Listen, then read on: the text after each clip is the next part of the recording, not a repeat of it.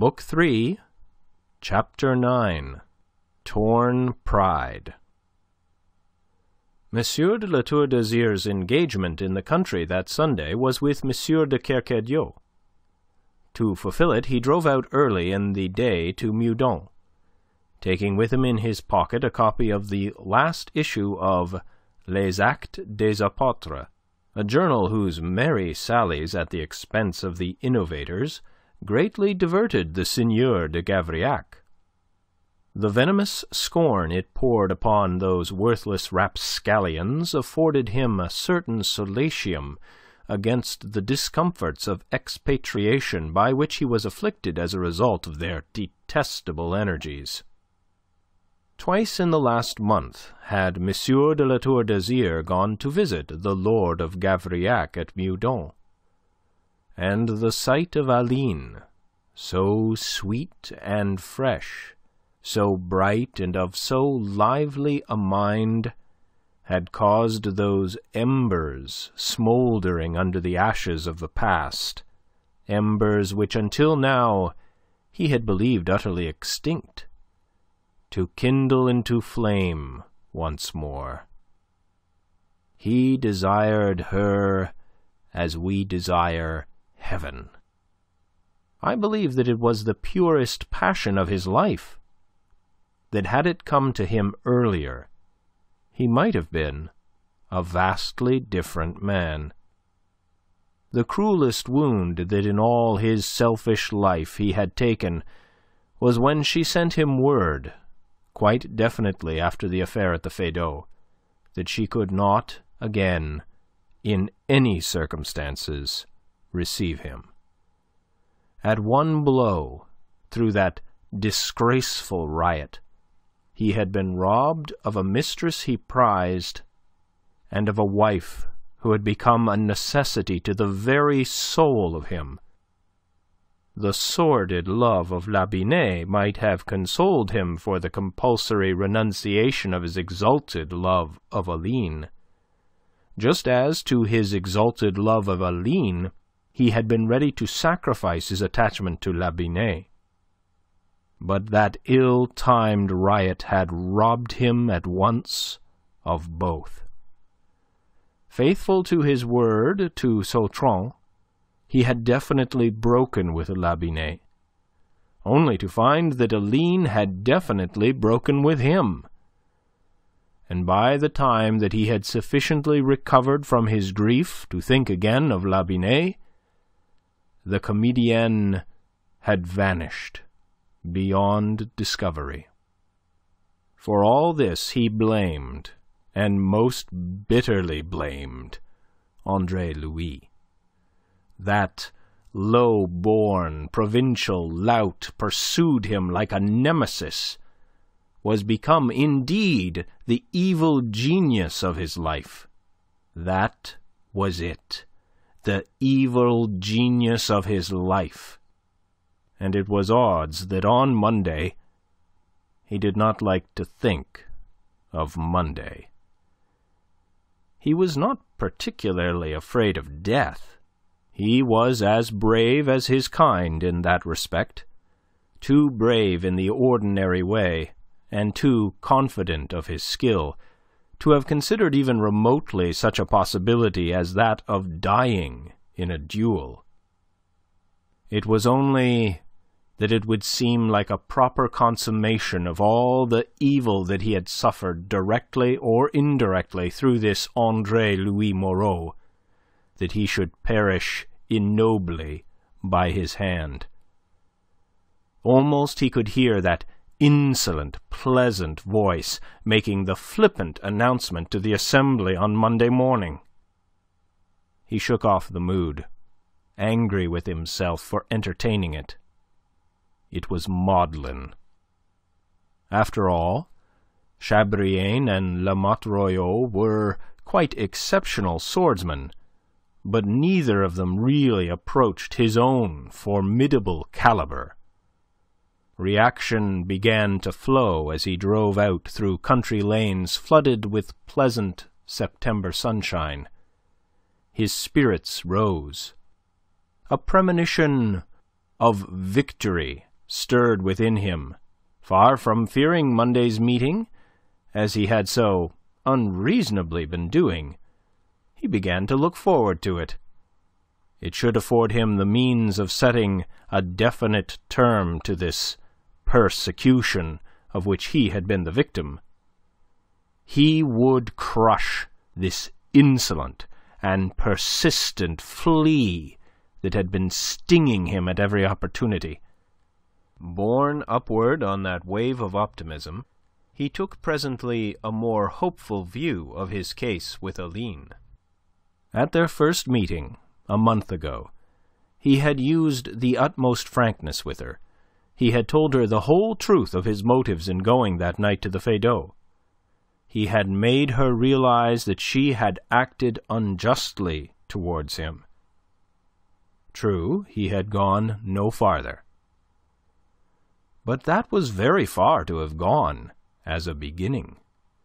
And in their last meeting, now a fortnight old, she had received him with frank friendliness. True, she had been a little aloof, but that was to be expected until he quite explicitly avowed that he had revived the hope of winning her.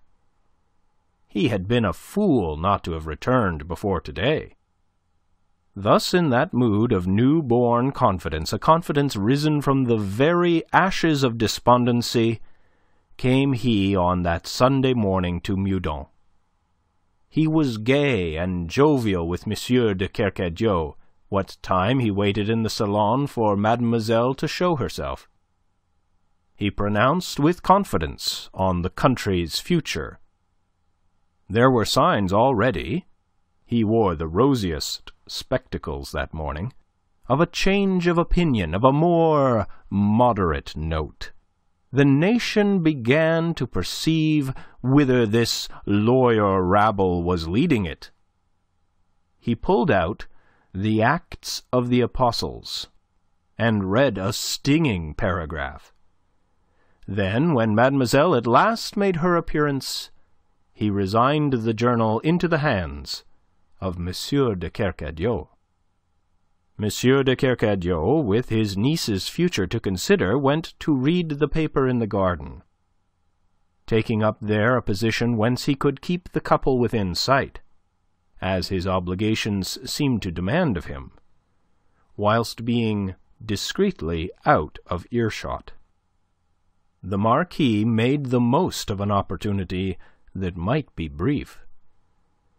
He quite frankly declared himself, and begged, implored to be taken back into Aline's good graces, to be admitted at least to the hope that one day, before very long, she would bring herself to consider him in a nearer relationship.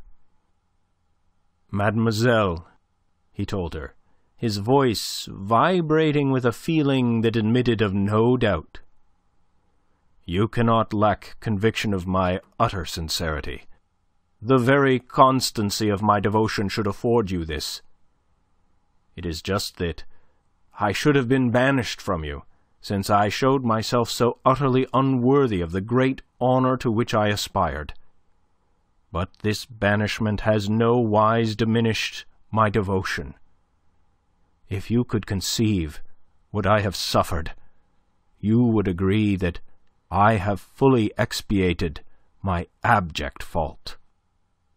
She looked at him with a curious, gentle wistfulness on her lovely face. "Monsieur, it is not you whom I doubt. It is myself." "You mean your feelings towards me?" "Yes." "But that I can understand, after what has happened." "It was always so, monsieur," she interrupted quietly. "You speak of me as if lost to you by your own action, that is to say, too much. Let me be frank with you. Monsieur, I was never yours to lose. I am conscious of the honor that you do me. I esteem you very deeply." "But then," he cried, on a high note of confidence, "from such a beginning?" "Who shall assure me that it is a beginning? May it not be the whole? Had I held you in affection, monsieur, I should have sent for you after the affair of which you have spoken. I should at least not have condemned you without hearing your explanation. As it was—" She shrugged, smiling gently, sadly. "You see?"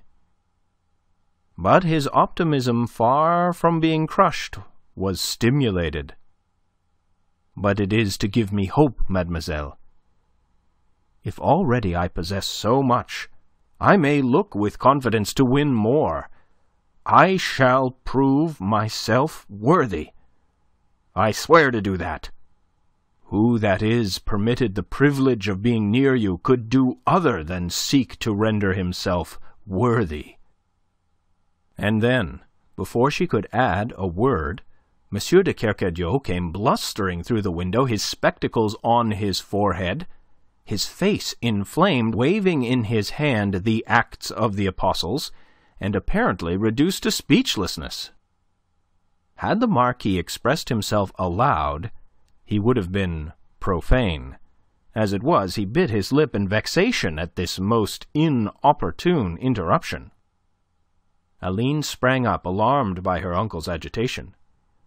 "What has happened?" "Happened?" He found speech at last. "The scoundrel! The faithless dog! I consented to overlook the past on the clear condition that he should avoid revolutionary politics in the future. That condition he accepted, and now—" He smacked the news sheet furiously. "He has played me false again. Not only has he gone into politics once more, but he is actually a member of the Assembly. And what is worse, he has been using his assassin's skill as a fencing master, turning himself into a bully swordsman. My God! Is there any law at all left in France?" One doubt M. de La Tour d'Azyr had entertained, though only faintly, to mar the perfect serenity of his growing optimism. That doubt concerned this man Moreau and his relations with M. de Kercadiou. He knew what once they had been, and how changed they subsequently were by the ingratitude of Moreau's own behaviour in turning against the class to which his benefactor belonged. What he did not know was that a reconciliation had been effected. For in the past month, ever since circumstances had driven Andre-Louis to depart from his undertaking to steer clear of politics, the young man had not ventured to approach Meudon, and, as it happened, his name had not been mentioned in La Tour d'Azyr's hearing on the occasion of either of his own previous visits. He learnt of that reconciliation now, but he learnt at the same time that the breach was now renewed, and rendered wider and more impassable than ever. Therefore he did not hesitate to avow his own position. "There is a law," he answered. "The law that this rash young man himself evokes. The law of the sword." He spoke very gravely, almost sadly, for he realized that after all the ground was tender. You are not to suppose that he is to continue indefinitely his career of evil and of murder. Sooner or later he will meet a sword that will avenge the others. You have observed that my cousin, Chabrillane, is among the number of this assassin's victims that he was killed on Tuesday last. If I have not expressed my condolences here, it is because my indignation stifles at the moment every other feeling. The scoundrel! You say that sooner or later he will meet a sword that will avenge the others. I pray that it may be soon." The Marquis answered him quietly, without anything but sorrow in his voice. "I think your prayer is likely to be heard. This wretched young man has an engagement for tomorrow, when his account may be definitely settled." He spoke with such calm conviction that his words had all the sound of a sentence of death. They suddenly stemmed the flow of M. de Kercadiou's anger. The colour receded from his inflamed face. Dread looked out of his pale eyes. To inform M. de La Tour d'Azyr more clearly than any words that M. de Kercadiou's hot speech had been the expression of unreflecting anger, that his prayer that retribution might soon overtake his godson had been unconsciously insincere. Confronted now by the fact that this retribution was about to be visited upon that scoundrel, the fundamental gentleness and kindliness of his nature asserted himself. His anger was suddenly whelmed in apprehension. His affection for the lad beat up to the surface, making Andre-Louis' sin, however hideous, a thing of no account by comparison with the threatened punishment. M. de Kercadiou moistened his lips. "With whom is this engagement?" he asked in a voice that by an effort he contrived to render steady. M. de La Tour d'Azyr bowed his handsome head, his eyes upon the gleaming parquetry of the floor. "With myself," he answered quietly, conscious already with a tightening of the heart that his answer must sow dismay. He caught the sound of a faint outcry from Aline. He saw the sudden recoil of M. de Kercadiou. And then he plunged headlong into the explanation that he deemed necessary. "In view of his relations with you, M. de Kercadiou, and because of my deep regard for you, I did my best to avoid this, even though, as you will understand, the death of my dear friend and cousin Chabrillane seemed to summon me to action, even though I knew that my circumspection was becoming matter for criticism among my friends. But yesterday, this unbridled young man made further restraint impossible to me. He provoked me, deliberately and publicly. He put upon me the very grossest affront. And tomorrow morning in the Bois, we meet." He faltered a little at the end, fully conscious of the hostile atmosphere in which he suddenly found himself. Hostility from M. de Kercadiou, the latter's earlier change of manner had already led him to expect. The hostility of Mademoiselle came more in the nature of a surprise. He began to understand what difficulties the course to which he was committed must raise up for him. A fresh obstacle was to be flung across the path which he had just cleared, as he imagined. Yet his pride and his sense of the justice due to be done admitted of no weakening. In bitterness, he realized now as he looked from uncle to niece, his glance, usually so direct and bold, now oddly furtive, that though tomorrow he might kill Andre-Louis, Yet even by his death, Andre-Louis would take vengeance upon him. He had exaggerated nothing in reaching the conclusion that this Andre-Louis Moreau was the evil genius of his life. He saw now that do what he would, kill him even though he might, he could never conquer him. The last word would always be with Andre-Louis Moreau. In bitterness, in rage, and in humiliation, a thing almost unknown to him, did he realize it?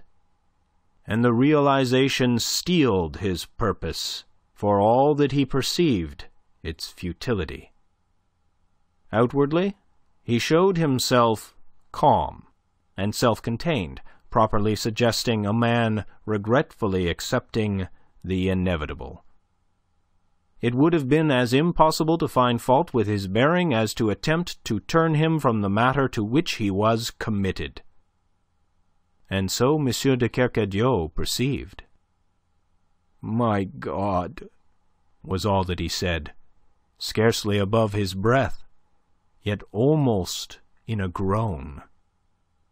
M. de La Tour d'Azyr did, as always, the thing that sensibility demanded of him. He took his leave.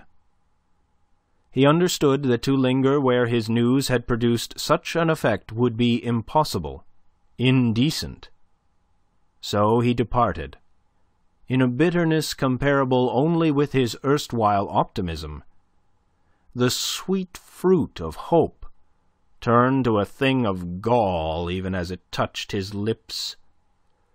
Oh, yes, the last word, indeed, was with Andre-Louis Moreau.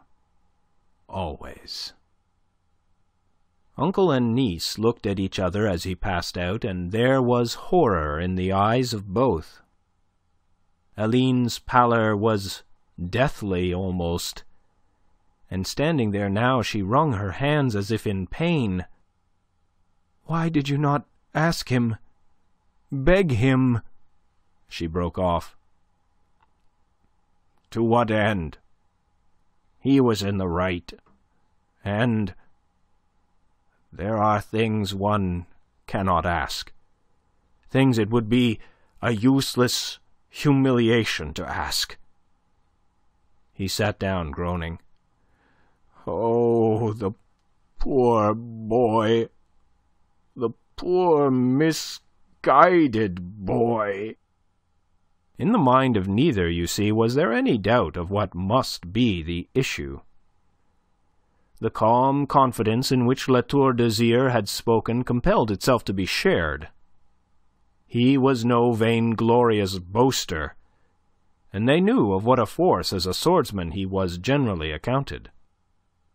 "What does humiliation matter? A life is at issue, Andre's life." "I know. My God, don't I know? And I would humiliate myself if by humiliating myself I could hope to prevail. But Azyr is a hard, relentless man, and..." Abruptly, she left him. She overtook the Marquis as he was in the act of stepping his carriage. He turned as she called, and bowed. "Mademoiselle?" At once he guessed her errand, tasted in anticipation the unparalleled bitterness of being compelled to refuse her. Yet at her invitation he stepped back into the cool of the hall. In the middle of the floor of checkered marbles, black and white, stood a carved table of black oak. By this he halted, leaning lightly against it, whilst she sat enthroned in the great crimson chair beside it. "Monsieur, I cannot allow you so to depart," she said. "You cannot realize, monsieur, what a blow would be dealt my uncle if evil, irrevocable evil, were to overtake his godson tomorrow, the expressions that he used at first. Mademoiselle, I perceived their true value. Spare yourself. Believe me, I am profoundly desolated by circumstances which I had not expected to find. You must believe me when I say that. It is all that I can say. Must it really be all? Andre is very dear to his godfather. The pleading tone cut him like a knife. And then, suddenly, it aroused another emotion, an emotion which he realized to be utterly unworthy, an emotion which, in his overwhelming pride of race, seemed almost sullying, yet not to be repressed. He hesitated to give it utterance, hesitated even remotely to suggest so horrible a thing as that in a man of such lowly origin he might conceivably discover a rival. Yet that sudden pang of jealousy was stronger than his monstrous pride. "And to you, mademoiselle, what is this Andre-Louis Moreau? To you. You will pardon the question, but I desire clearly to understand." Watching her, he beheld the scarlet stain that overspread her face. He read in it at first confusion, until the gleam of her blue eyes announced its source to lie in anger. That comforted him. Since he had affronted her, he was reassured. It did not occur to him that the anger might have another source. Andre and I have been playmates from infancy. He is very dear to me, too. Almost I regard him as a brother. Were I in need of help and were my uncle not available, Andre would be the first man to whom I should turn. Are you sufficiently answered, monsieur? Or is there more of me that you would desire revealed?" He bit his lip. He was unnerved, he thought, this morning. Otherwise, the silly suspicion with which he had offended could never have occurred to him. He bowed very low. "Mademoiselle, forgive that I should have troubled you with such a question. You have answered more fully than I could have hoped or wished." He said no more than that. He waited for her to resume. At a loss, she sat in silence a while, a pucker on her white brow, her fingers nervously drumming on the table. At last she flung herself headlong against the impassive, polished front that he presented. "I have come, monsieur, to beg you to put off this meeting." She saw the faint raising of his dark eyebrows, the faintly regretful smile that scarcely did more than tinge his fine lips, and she hurried on. "What honor can await you in such an engagement, monsieur?" It was a shrewd thrust at the pride of race that she accounted his paramount sentiment, that had as often lured him into error as it had urged him into good. "I do not seek honor in it, mademoiselle, but, I must say it, justice. The engagement, as I have explained, is not of my seeking. It has been thrust upon me, and in honor I cannot draw back." "Why? What dishonor would there be in sparing him? Surely, monsieur, none would call your courage in question. None could misapprehend your motives." "You are mistaken, mademoiselle. My motives would most certainly be misapprehended. You forget that this young man has acquired in the past week a certain reputation that might well make a man hesitate to meet him." She brushed that aside almost contemptuously, conceiving it the merest quibble. "Some men, yes, but not you, Monsieur le Marquis." Her confidence in him on every count was most sweetly flattering, but there was a bitterness behind the sweet. "Even I, mademoiselle, let me assure you, and there is more than that. This quarrel which Monsieur Moreau has forced upon me is no new thing. It is merely the culmination of a long-drawn persecution." "Which you invited," she cut in. "Be just, monsieur." "I hope that it is not in my nature to be otherwise, mademoiselle." "Consider, then, that you killed his friend." "I find in that nothing with which to reproach myself. My justification lay in the circumstances. The subsequent events in this distracted country surely confirm it."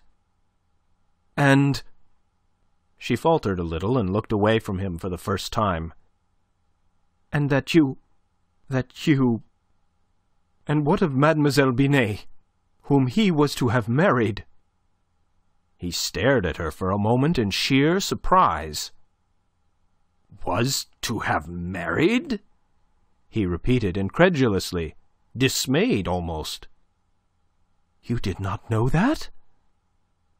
"But how do you?" "Did I not tell you that we are as brother and sister almost? I have his confidence. He told me before you made it impossible." He looked away, chin in hand, his glance thoughtful, disturbed, almost wistful. "There is," he said slowly, musingly, "a singular fatality at work between that man and me, bringing us ever each by turns athwart the other's path." He sighed, then swung to face her again, speaking more briskly. "Mademoiselle, until this moment I had no knowledge, no suspicion of this thing. But—" He broke off, considered, and then shrugged. "If I wronged him, I did so unconsciously. It would be unjust to blame me, surely. In all our actions it must be the intention alone that counts." "But does it make no difference?" "None that I can discern, mademoiselle. It gives me no justification to withdraw from that to which I am irrevocably committed. No justification, indeed, could ever be greater than my concern for the pain it must occasion my good friend, your uncle, and perhaps yourself, mademoiselle." She rose suddenly, squarely confronting him, desperate now, driven to play the only card upon which she thought she might count. "Monsieur," she said, "you did me the honor today to speak in certain terms, to allude to certain hopes with which you honor me." He looked at her almost in fear. In silence, not daring to speak, he waited for her to continue. I... Will you please to understand, monsieur, that if you persist in this matter, unless you can break this engagement of yours tomorrow morning in the Bois, you are not to presume to mention this subject to me again, or indeed ever again to approach me. To put the matter in this negative way was as far as she could possibly go. It was for him to make the positive proposal to which she had thus thrown wide the door. "Mademoiselle, you cannot mean—" "I do, monsieur. Irrevocably. Please to understand." He looked at her with eyes of misery, his handsome, manly face as pale as she had ever seen it. The hand he had been holding out in protest began to shake. He lowered it to his side again, lest she should perceive its tremor. Thus, a brief second, while the battle was fought within him, the bitter engagement between his desires and what he conceived to be the demands of his honour, never perceived how far his honour was buttressed by implacable vindictiveness. Retreat, he conceived, was impossible without shame, and shame was to him an agony unthinkable. She asked too much. She could not understand what she was asking, else she would never be so unreasonable, so unjust. But also he saw that it would be futile to attempt to make her understand. It was the end. Though he kill Andre-Louis Moreau in the morning, as he fiercely hoped he would, yet the victory, even in death, must lie with Andre-Louis Moreau. He bowed profoundly, grave and sorrowful of face, as he was grave and sorrowful of heart. "Mademoiselle, my homage," he murmured, and turned to go. "But you have not answered me," she called after him, in terror.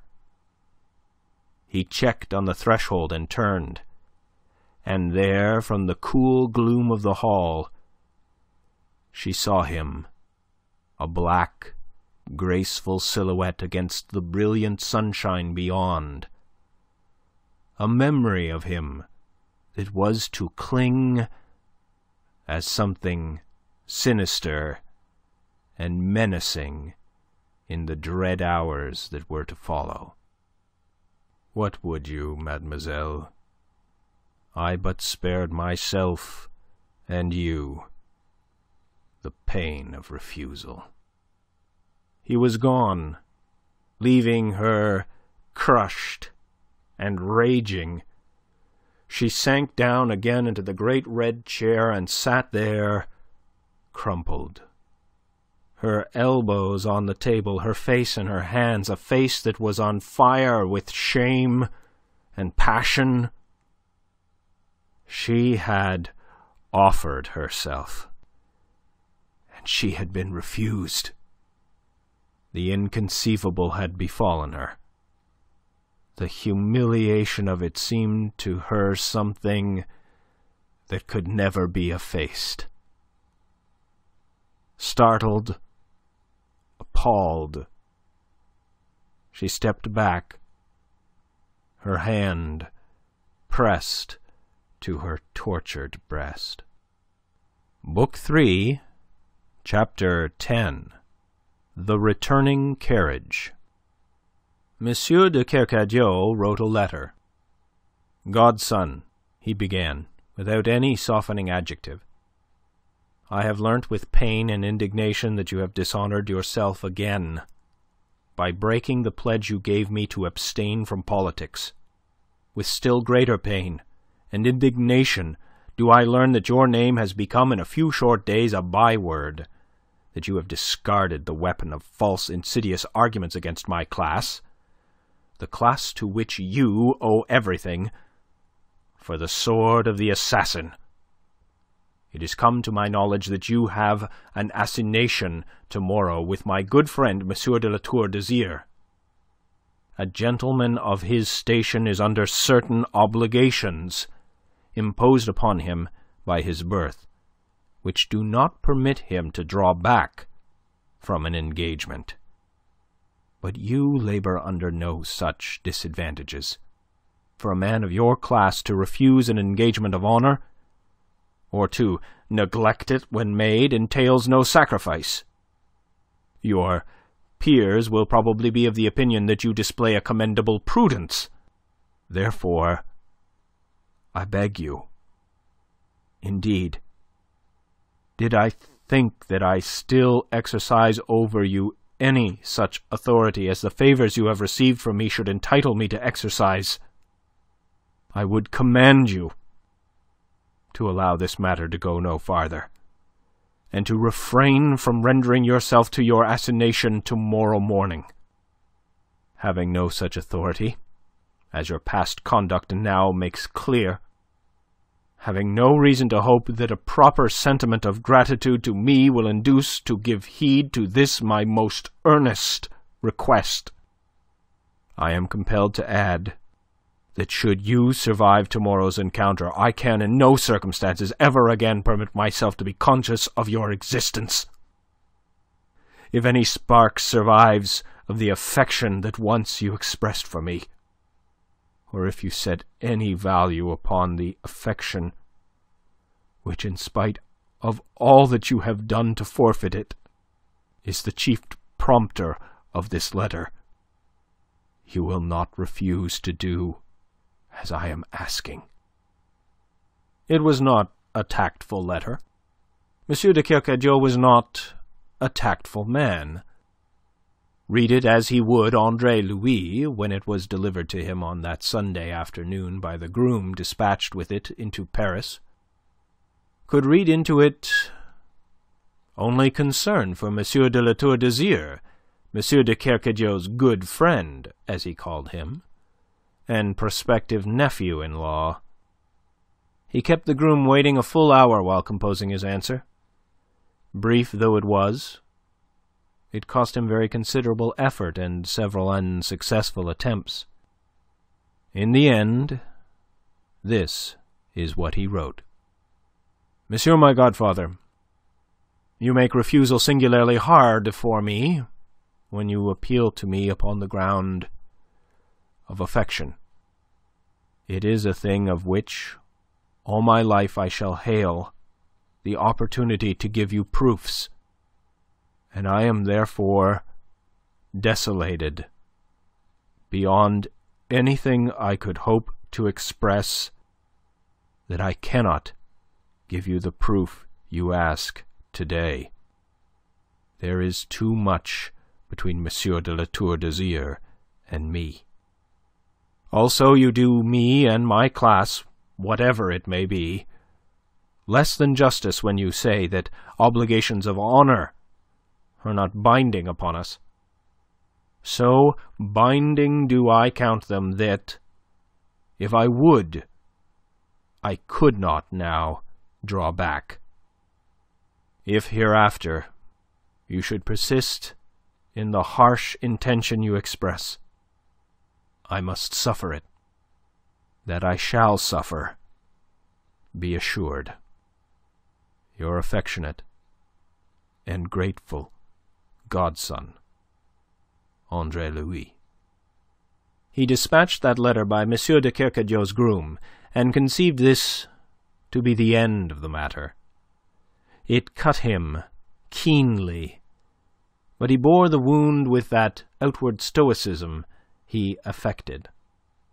Next morning at 8:15, as with Le Chapelier, who had come to break his fast with him, he was rising from table to set out for the Bois. His housekeeper startled him by announcing Mademoiselle de Kercadiou. He looked at his watch. Although his cabriolet was already at the door, he had a few minutes to spare. He excused himself from Le Chapelier and went briskly out to the anteroom. She advanced to meet him, her manner eager, almost feverish. "I will not affect ignorance of why you have come," he said quickly, to make short work. But time presses, and I warn you that only the most solid of reasons can be worth stating." It surprised her. It amounted to a rebuff at the very outset, before she had uttered a word, and that was the last thing that she had expected from Andre-Louis.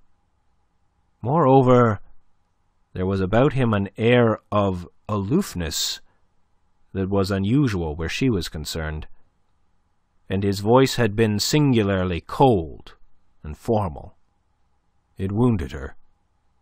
She was not to guess the conclusion to which he had leapt. He made, with regard to her, as was but natural after all, the same mistake that he had made with regard to yesterday's letter from his godfather. He conceived that the mainspring of action here was solely concern for Monsieur de La Tour d'Azyr. That it might be concern for himself never entered his mind. So absolute was his own conviction of what must be the inevitable issue of that meeting, that he could not conceive of anyone entertaining a fear on his behalf. What he assumed to be anxiety on the score of the predestined victim had irritated him in M. de Kercadiou. In Aline it filled him with a cold anger. He argued from it that she had hardly been frank with him, that ambition was urging her to consider with favour the suit of M. de La Tour d'Azyr. And than this, there was no spur that could have driven more relentlessly in his purpose, since to save her was in his eyes almost as momentous as to avenge the past. She conned him searchingly, and the complete calm of him at such a time amazed her. She could not repress the mention of it. "How calm you are, Andre." "I am not easily disturbed. It is a vanity of mine." "But, oh, Andre, this meeting must not take place." She came close up to him to set her hands upon his shoulders, and stood so, her face within a foot of his own. "You know, of course, of some good reason why it should not," said he. "You may be killed," she answered him, and her eyes dilated as she spoke. It was so far from anything that he had expected that for a moment he could only stare at her. Then he thought he had understood. He laughed as he removed her hands from his shoulders and stepped back. This was a shallow device, childish, and unworthy of her.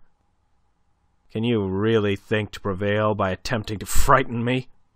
he asked, almost sneered. "Oh, you are surely mad! Monsieur de La Tour d'Azyr is reputed the most dangerous sword in France."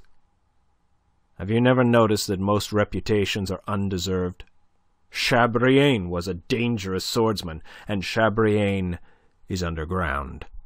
Lamotte Royal was an even more dangerous swordsman, and he is in a surgeon's hands. So are the other spadacinicides who dreamed of skewering a poor sheep of a provincial lawyer. And here today comes the chief, the fine flower of these bully swordsmen. He comes for wages long overdue. Be sure of that. So, if you have no other reason to urge..." It was the sarcasm of him that mystified her. Could he possibly be sincere in his assurance that he must prevail against Monsieur de La Tour d'Azyr? To her, in her limited knowledge, her mind filled with her uncle's contrary conviction, it seemed that Andre-Louis was only acting. He would act a part to the very end. Be that as it might, she shifted her ground to answer him. "You had my uncle's letter?" "And I answered it." "I know. But what he said, he will fulfill. Do not dream that he will relent if you carry out this horrible purpose." "Come, now, that is a better reason than the other," said he. "If there is a reason in the world that could move me, it would be that. But there is too much between La Tour d'Azyr and me. There is an oath I swore on the dead hand of Philippe de Vilmorin. I could never have hoped that God would afford me so great an opportunity of keeping it." "You have not kept it yet," she warned him. He smiled at her. "True," he said, "but 9 o'clock will soon be here." "Tell me," he asked her suddenly, "why did you not carry this request of yours to Monsieur de La Tour d'Azyr?" "I did," she answered him, and flushed as she remembered her yesterday's rejection. He interpreted the flush quite otherwise. "And he?" he asked. "Monsieur de La Tour d'Azyr's obligations..." she was beginning, and then she broke off to answer shortly. "Oh, he refused."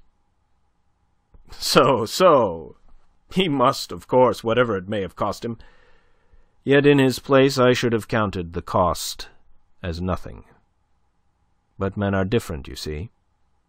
He sighed. "Also in your place, had that been so, I think I should have left the matter there. But then..." "I don't understand you, Andre." "I'm not so very obscure. Not nearly so obscure as I can be. Turn it over in your mind. It may help to comfort you presently." He consulted his watch again. "Pray, use this house as your own. I must be going." Le Chapelier put his head in at the door. "Forgive the intrusion, but we shall be late, Andre, unless you..." "Coming," Andre answered him. "If you will await my return, Aline, you will oblige me deeply, particularly in view of your uncle's resolve." She did not answer him. She was numbed. He took her silence for assent, and bowing, left her. Standing there, she heard his steps going down the stairs together with Le Chapelier's. He was speaking to his friend, and his voice was calm and normal. Oh, he was mad, blinded with self-confidence and vanity. As his carriage rattled away, she sat down limply with a sense of exhaustion and nausea. She was sick and faint with horror. Andre-Louis was going to his death.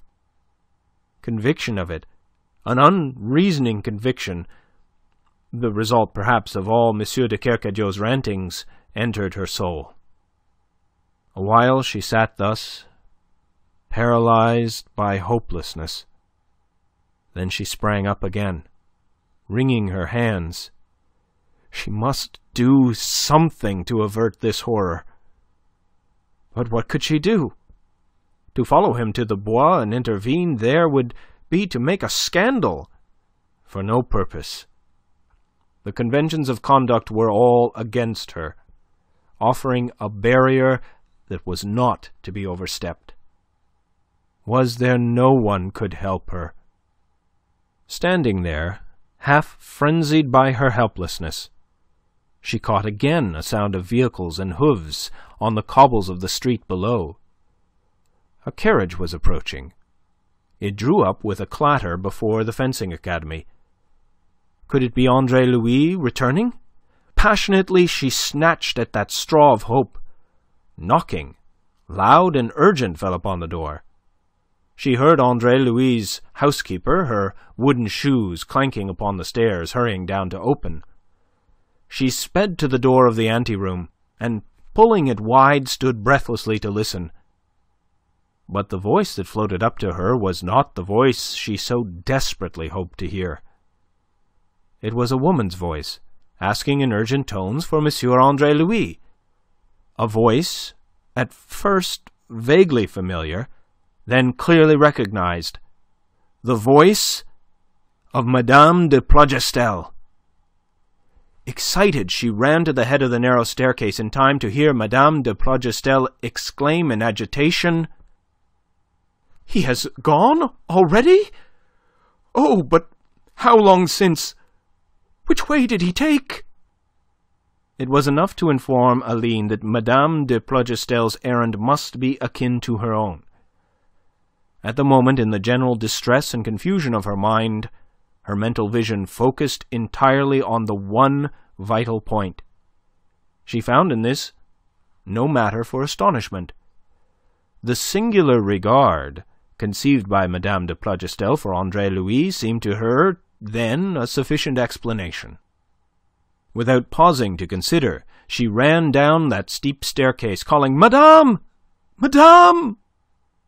The portly, comely housekeeper drew aside, and the two ladies faced each other on that threshold.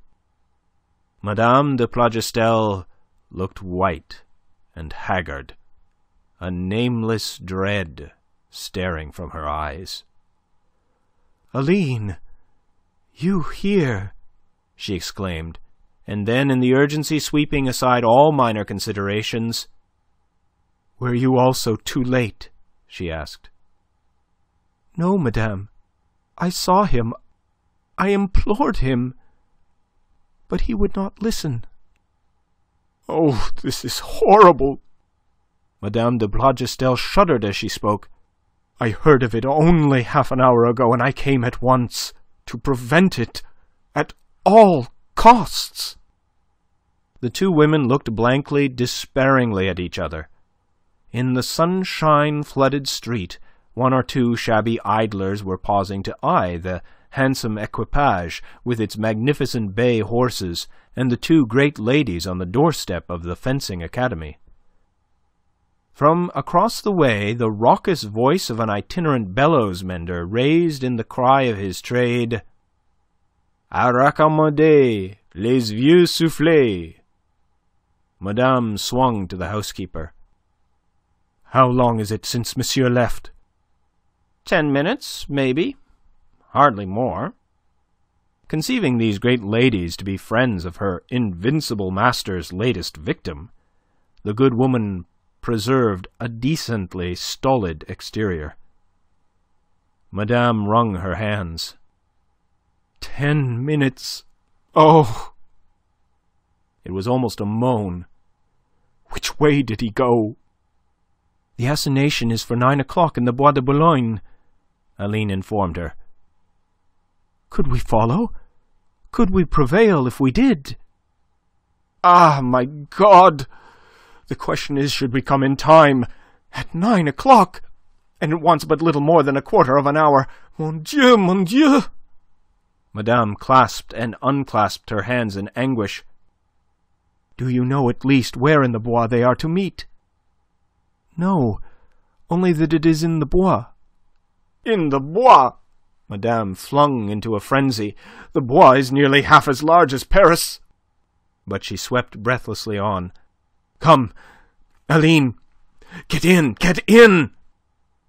Then to her coachman, "To the Bois de Boulogne, by way of the Cours la Reine," she commanded. "As fast as you can drive. There are 10 pistoles for you if we are in time. Whip up, man!" She thrust Aline into the carriage and sprang after her with the energy of a girl. The heavy vehicle, too heavy by far for this race with time, was moving before she had taken her seat. Rocking and lurching it went, earning the maledictions of more than one pedestrian whom it narrowly avoided crushing against a wall or trampling underfoot. Madame sat back with closed eyes and trembling lips. Her face showed very white and drawn. Aline watched her in silence. Almost it seemed to her that Madame de Plougastel was suffering as deeply as herself, enduring an anguish of apprehension as great as her own. Later, Aline was to wonder at this, but at the moment all the thought of which her half-numbed mind was capable was bestowed upon their desperate errand. The carriage rolled across the Place Louis XV and out onto the Cours la Reine at last. Along that beautiful tree-bordered avenue between the Champs-Élysées and the Seine, almost empty at this hour of the day, they made better speed, leaving now a cloud of dust behind them. But fast to danger point as was the speed, to the women in that carriage it was too slow. As they reached the barrier at the end of the Cours, 9 o'clock was striking in the city behind them, and every stroke of it seemed to sound a note of doom. Yet here at the barrier the regulations compelled a momentary halt. Aline inquired of the sergeant in charge how long it was since a cabriolet, such as she described, had gone that way. She was answered that some 20 minutes ago a vehicle had passed the barrier containing the deputy Monsieur le Chapelier and the paladin of the Third Estate, Monsieur Moreau. The sergeant was very well informed. He could make a shrewd guess, he said, with a grin, of the business that took Monsieur Moreau that way so early in the day. They left him, to speed on now through the open country, following the road that continued to hug the river. They sat back mutely, despairing, staring hopelessly ahead, Aline's hand clasped tight in Madame's. In the distance, across the meadows on their right, they could see already the long, dusky line of trees of the Bois. And presently the carriage swung aside, following a branch of the road that turned to the right, away from the river and heading straight for the forest. Mademoiselle broke at last the silence of hopelessness that had reigned between them since they had passed the barrier. "Oh, it is impossible that we should come in time, impossible!" "Don't say it! Don't say it!" Madame cried out. "But it is long past 9, Madame. Andre would be punctual, and these affairs do not take long. It will be all over by now." Madame shivered and closed her eyes. Presently, however, she opened them again and stirred. Then she put her head from the window. "Her carriage is approaching," she announced, and her tone conveyed the thing she feared. "Not already. Oh, not already." Thus Aline expressed the silently communicated thought. She experienced a difficulty in breathing, felt the sudden need of air. Something in her throat was throbbing, as if it would suffocate her. A mist came and went before her eyes. In a cloud of dust an open calèche was speeding towards them, coming from the Bois. They watched it, both pale, neither venturing to speak. Aline, indeed, without breath to do so. As it approached, it slowed down, perforce, as they did, to effect a safe passage in that narrow road. Aline was at the window with Madame de Plougastel, and with fearful eyes both looked into this open carriage that was drawing abreast of them. "Which of them is it, Madame? Oh, which of them?" gasped Aline, scarce daring to look, her senses swimming. On the near side sat a swarthy young gentleman unknown to either of the ladies. He was smiling as he spoke to his companion. A moment later, and the man sitting beyond came into view. He was not smiling.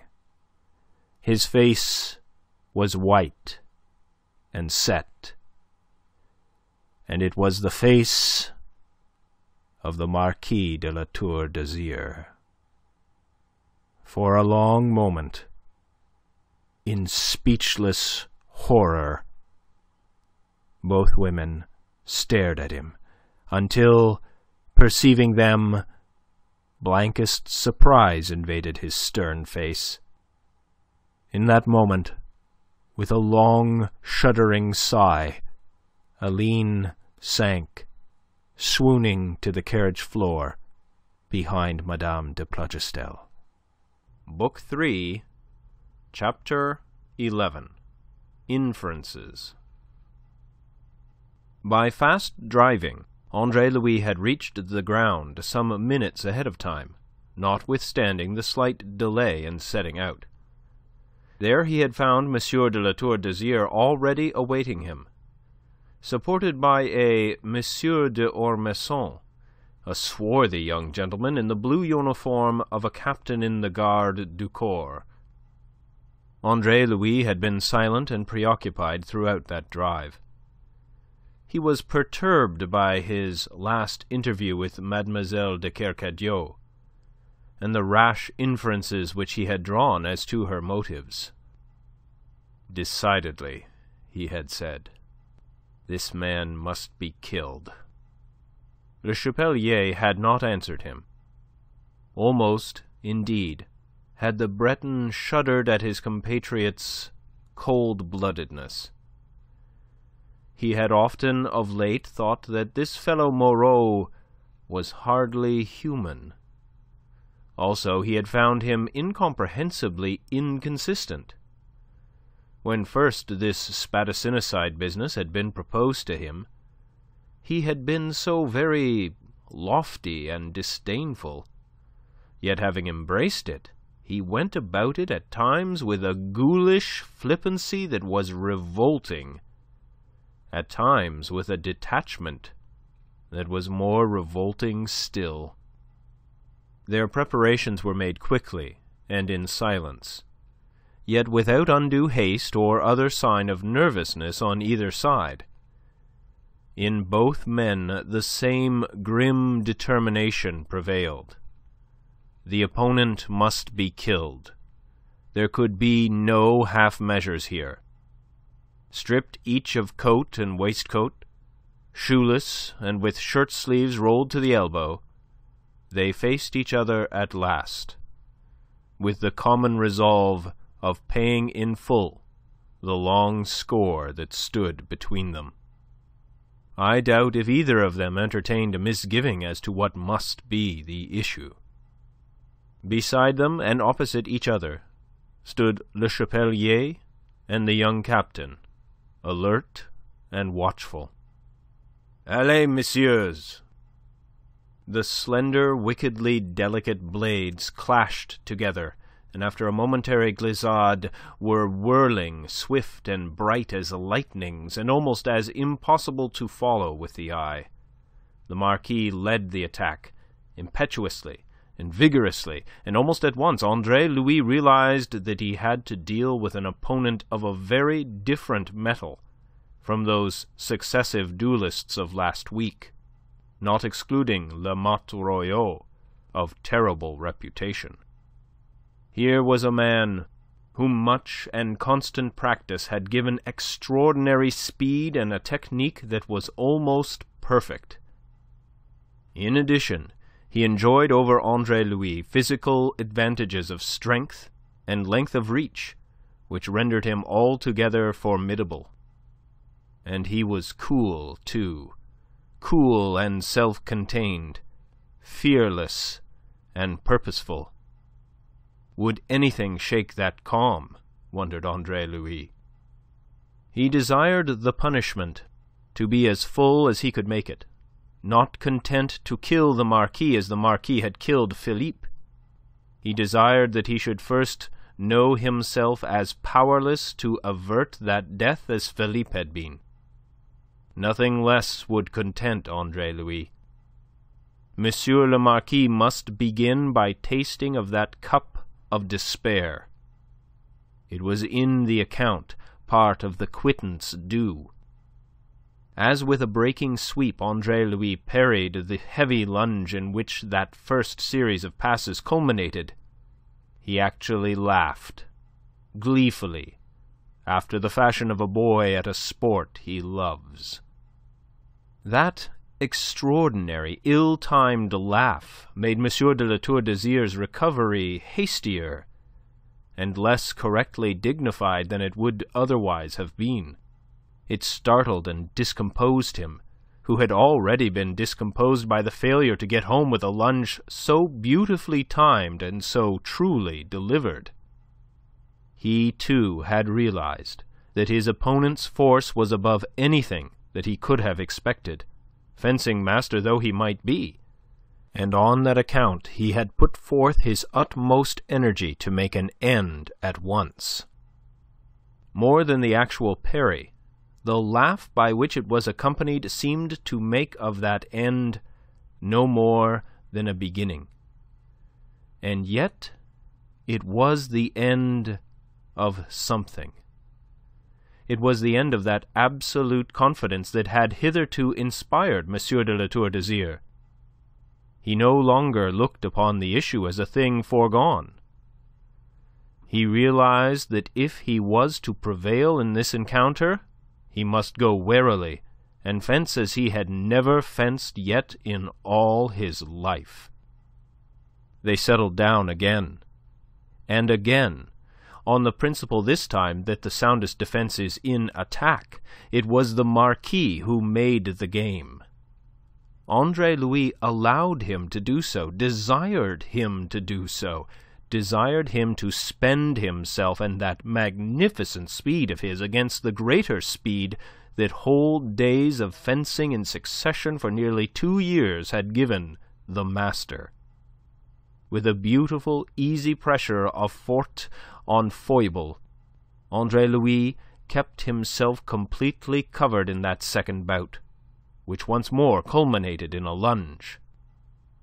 Expecting it now, Andre-Louis parried it by no more than a deflecting touch.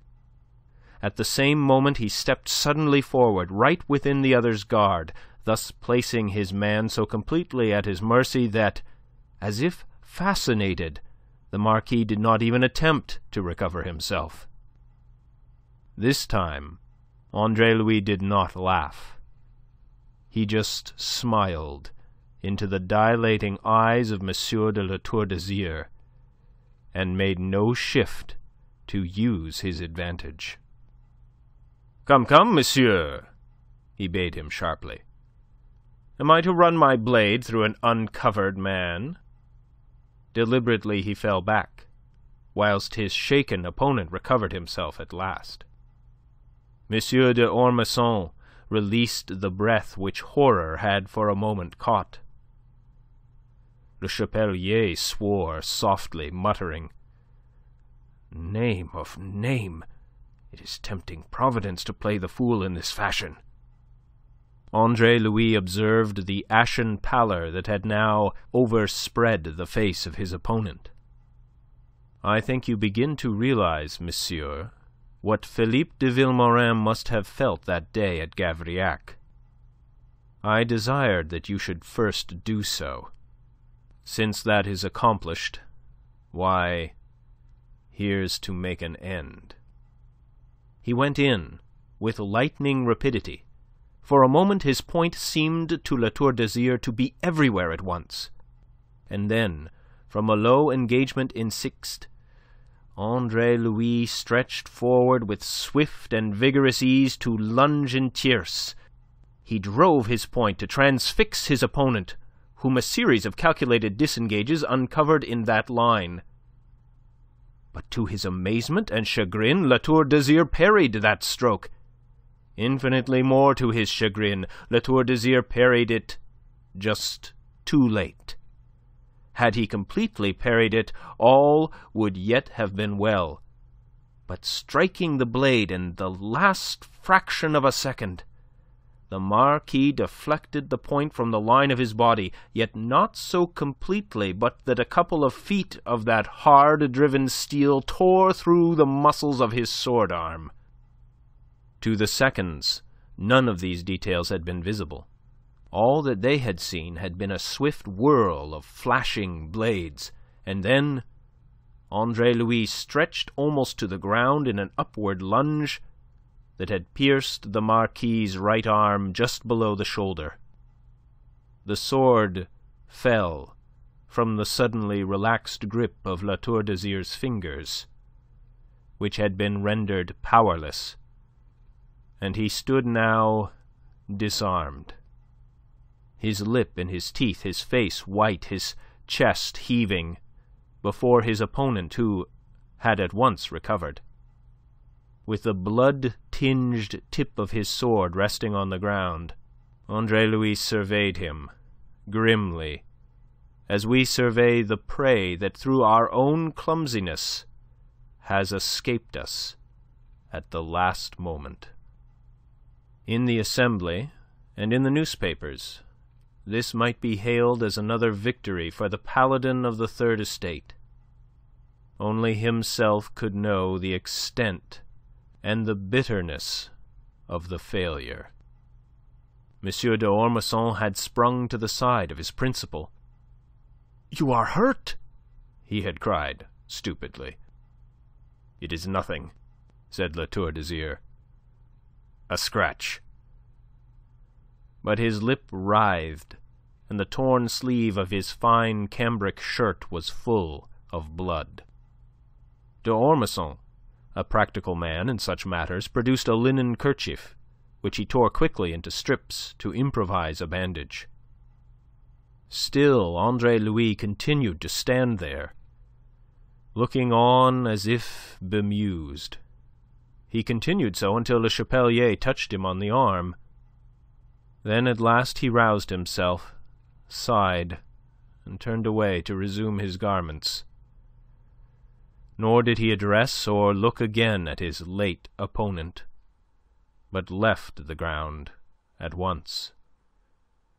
As with Le Chapelier, he was walking slowly and in silent dejection towards the entrance of the Bois, where they had left their carriage.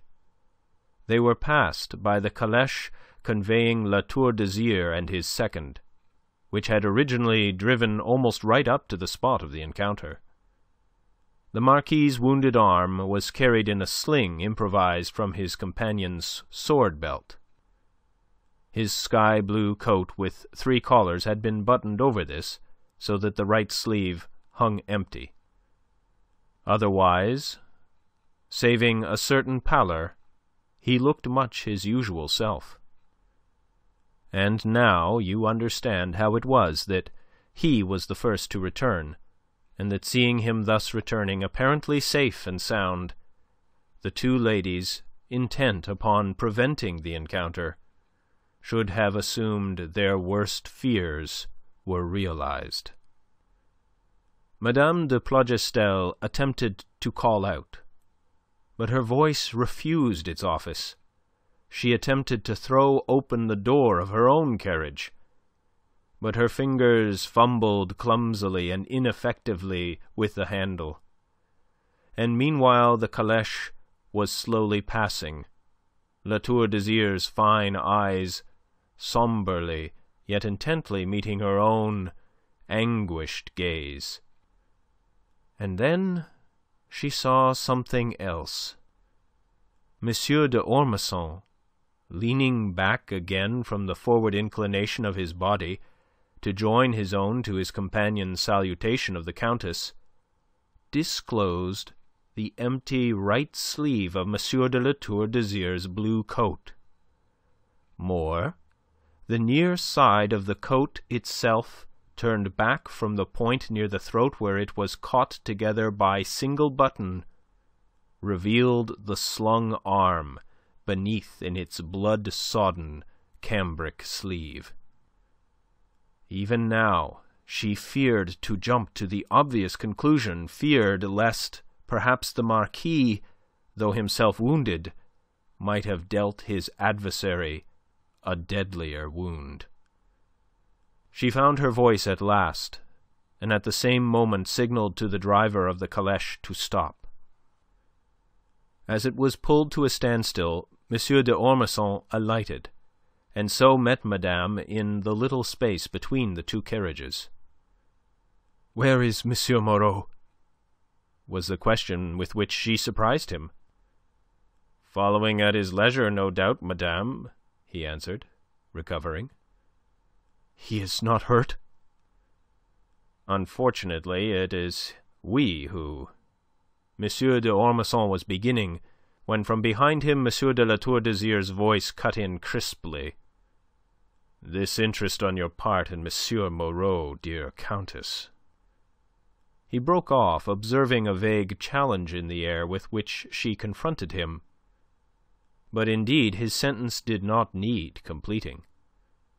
There was a vaguely awkward pause, and then she looked at M. d'Ormesson. Her manner changed.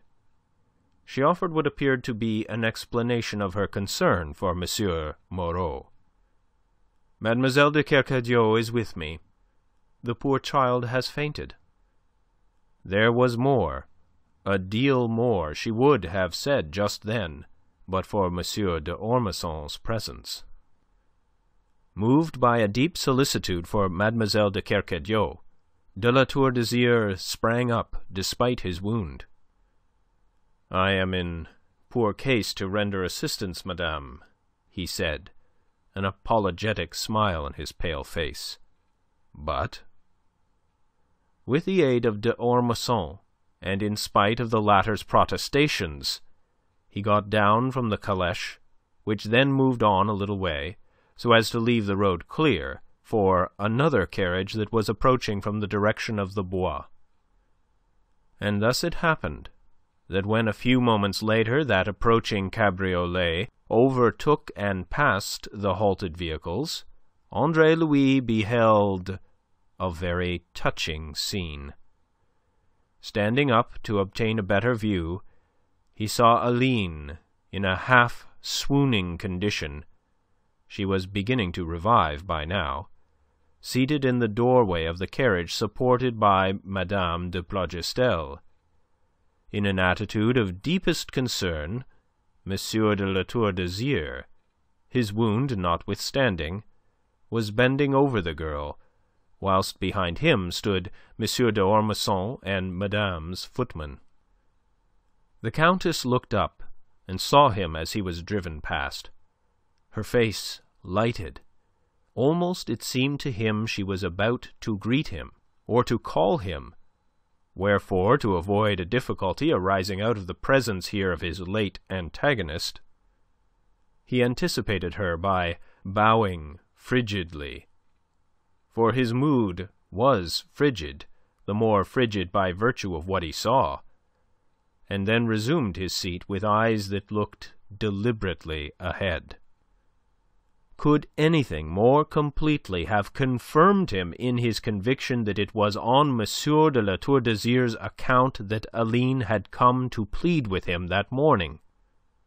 For what his eyes had seen, of course, was a lady overcome with emotion at the sight of blood of her dear friend, and that same dear friend restoring her with assurances that his hurt was very far from mortal.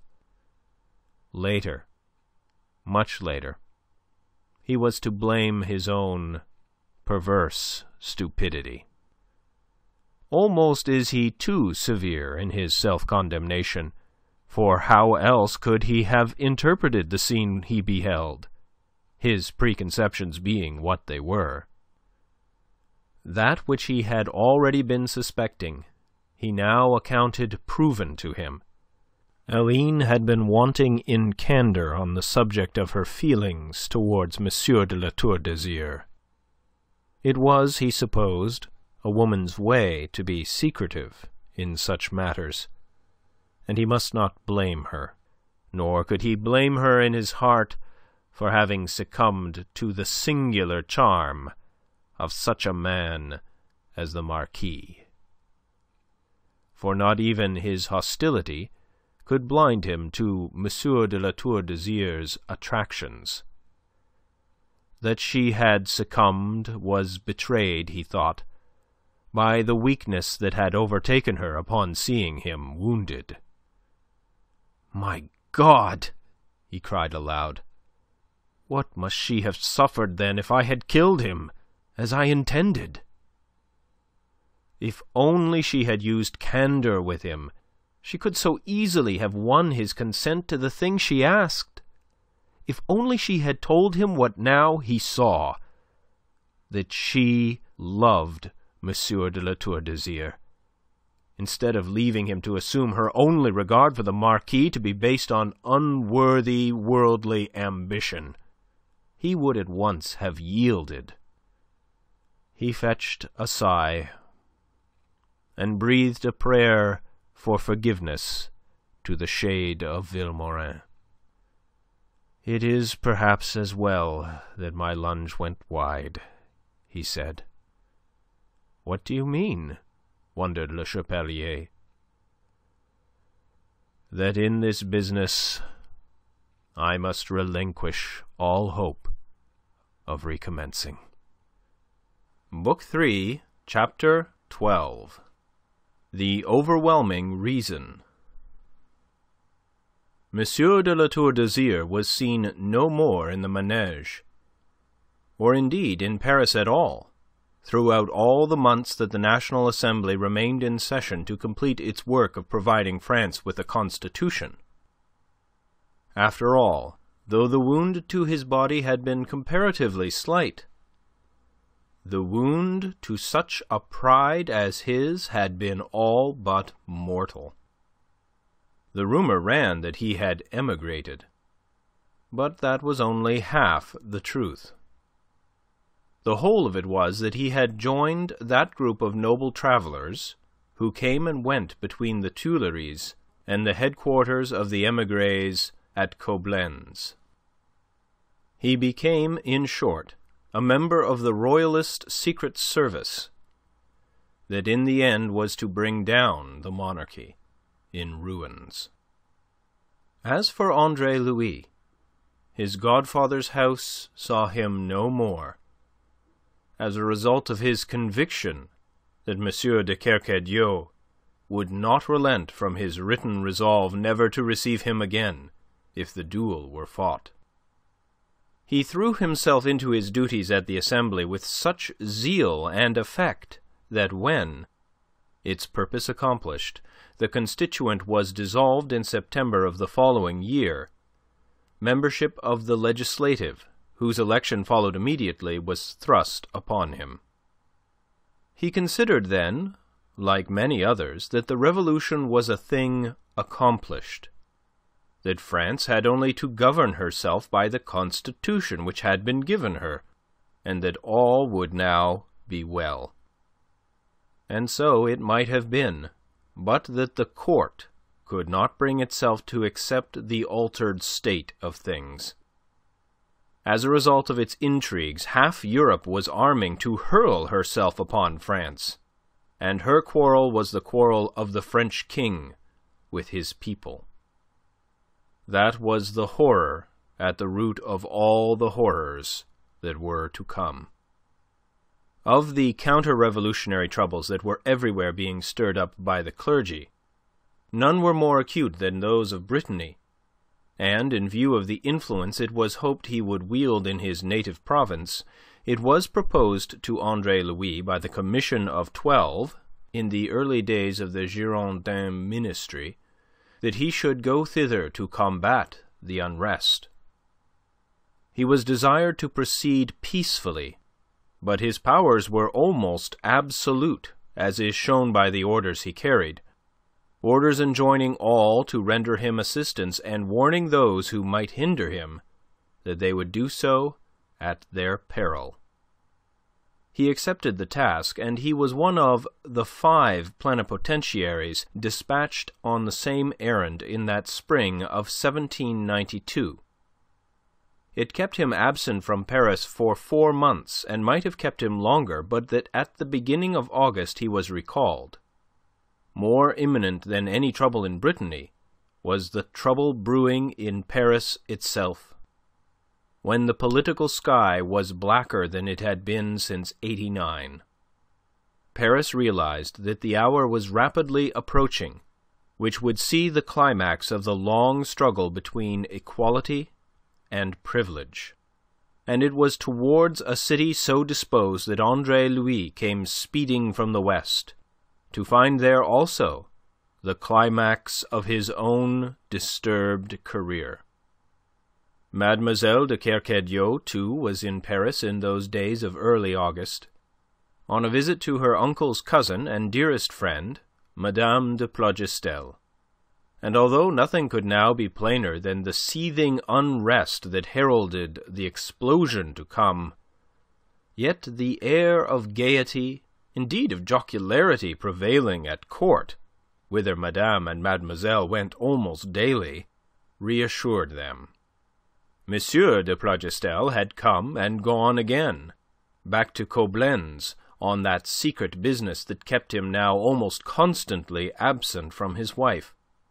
But whilst with her he had positively assured her that all measures were taken, and that an insurrection was a thing to be welcomed, because it could have only one conclusion: the final crushing of the revolution in the courtyard of the Tuileries.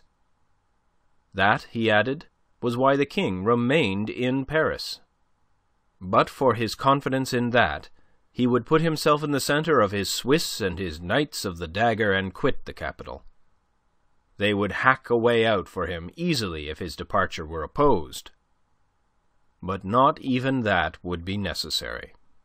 Yet in those early days of August, after her husband's departure, the effect of his inspiring words was gradually dissipated by the march of events under Madame's own eyes.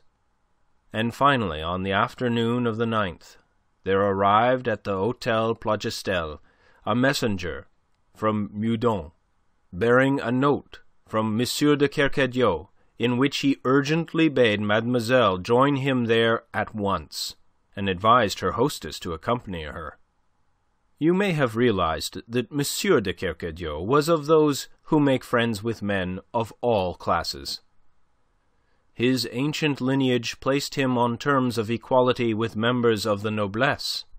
His simple manners, something between the rustic and the bourgeois, and his natural affability placed him on equally good terms with those who by birth were his inferiors.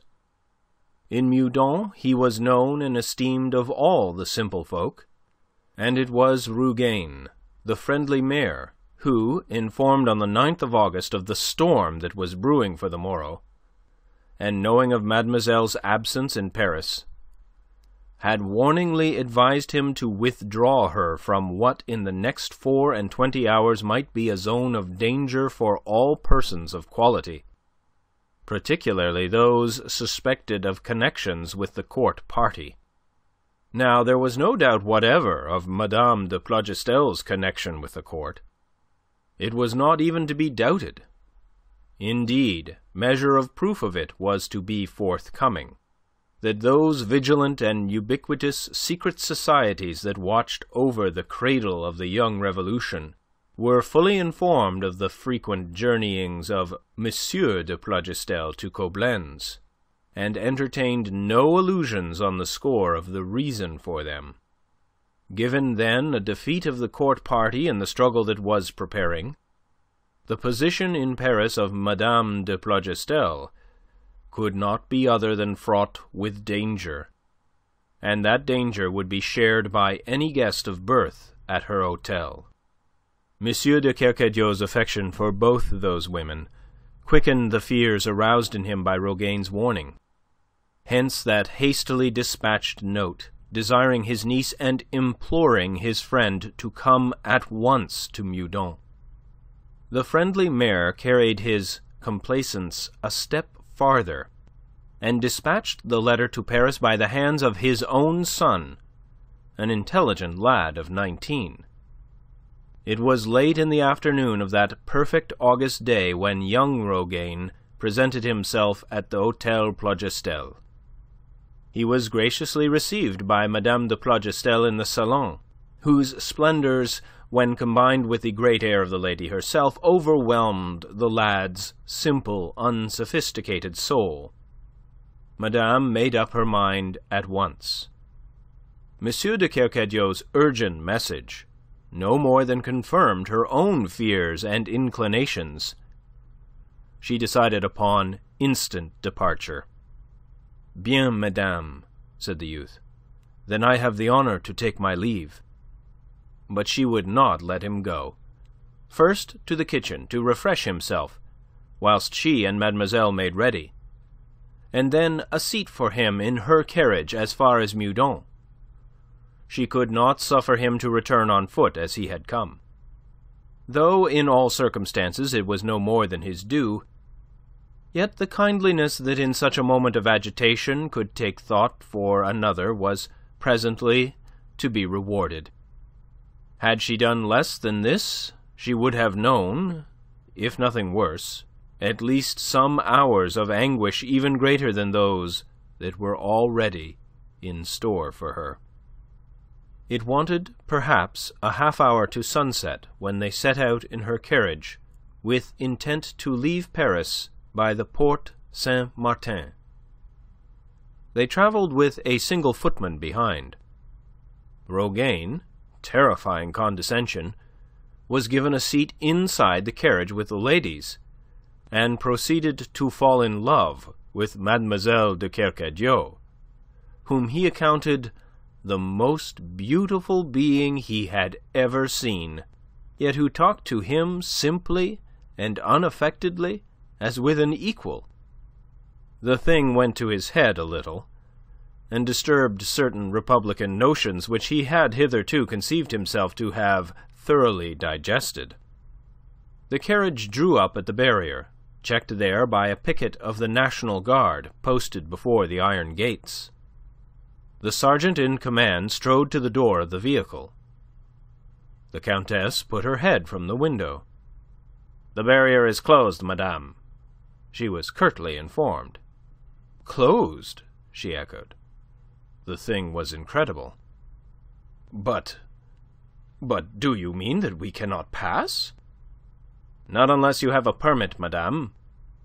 The sergeant leaned nonchalantly on his pike. "The orders are that no one is to leave or enter without proper papers." "Whose orders?" "Orders of the Commune of Paris." "But I must go into the country this evening." Madame's voice was almost petulant. "I am expected." "In that case, let madame procure a permit." "Where is it to be procured?" "At the Hôtel de Ville or at the headquarters of Madame's section." She considered a moment. "To the section, then. Be so good as to tell my coachman to drive to the Bondy section." He saluted her and stepped back. "Section Bondy, Rue des Morts," he bade the driver.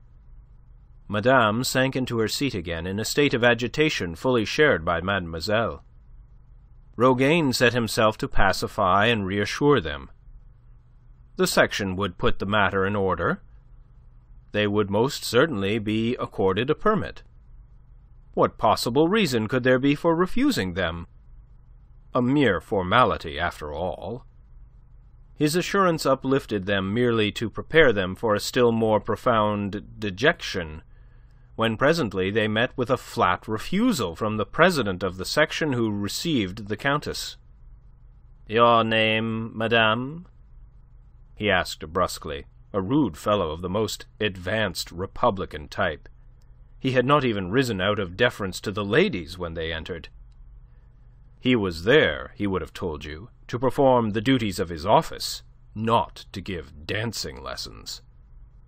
"Plogistel," he repeated after her, without title, as if it had been the name of a butcher or baker. He took down a heavy volume from a shelf on his right, opened it, and turned the pages. It was a sort of directory of his section. Presently he found what he sought. "Comte de Plogistel, Hôtel Plogistel, Rue de Paradis, is that it?" "That is correct, monsieur," she answered, with what civility she could muster before the fellow's affronting rudeness. There was a long moment of silence, during which he studied certain pencilled entries against the name.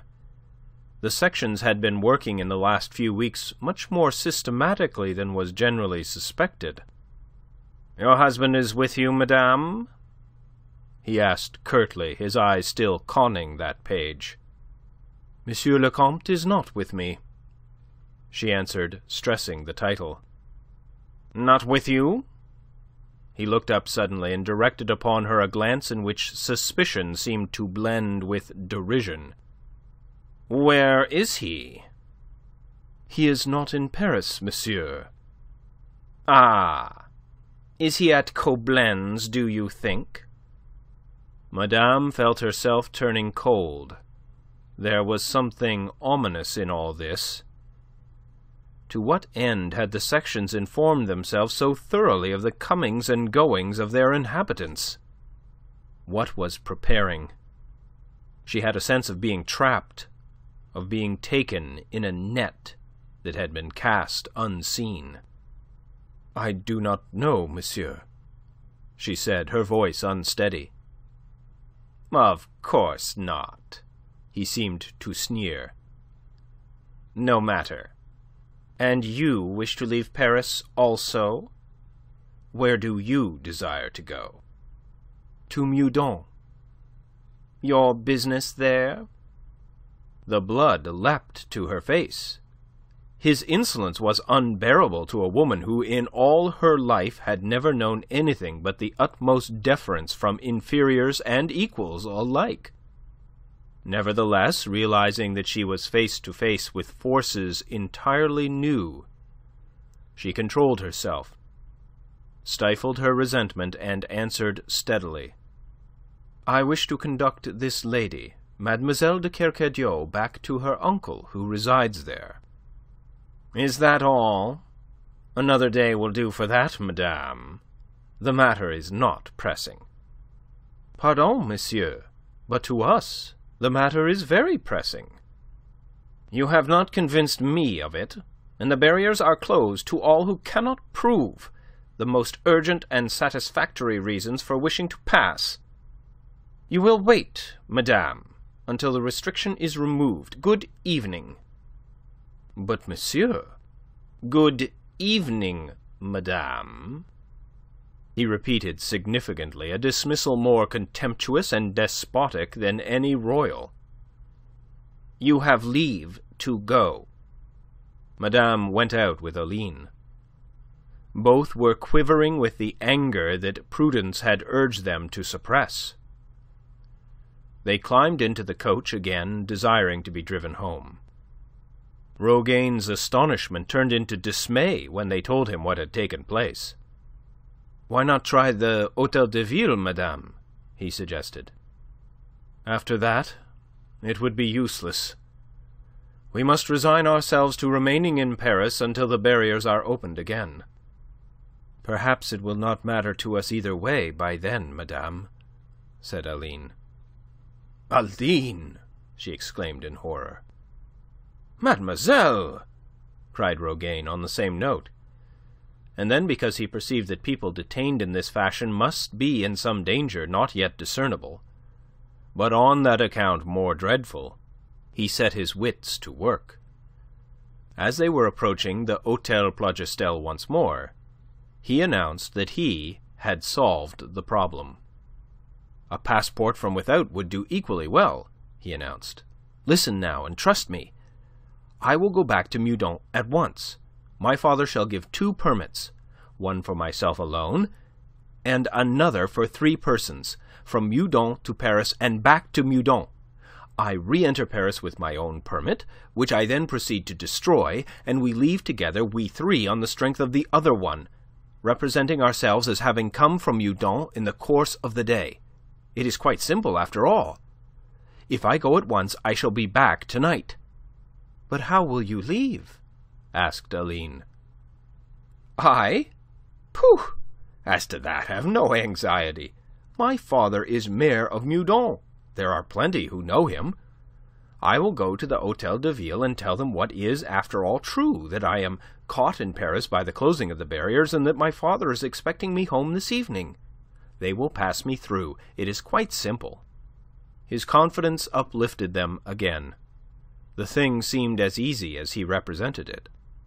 "Then let your passport be for 4, my friend," Madame begged him. "There is Jacques," she explained, indicating the footman who had just assisted them to alight. Rougane departed, confident of soon returning, leaving them to await him with the same confidence. But the hours succeeded one another.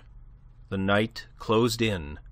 Bedtime came, and still there was no sign of his return.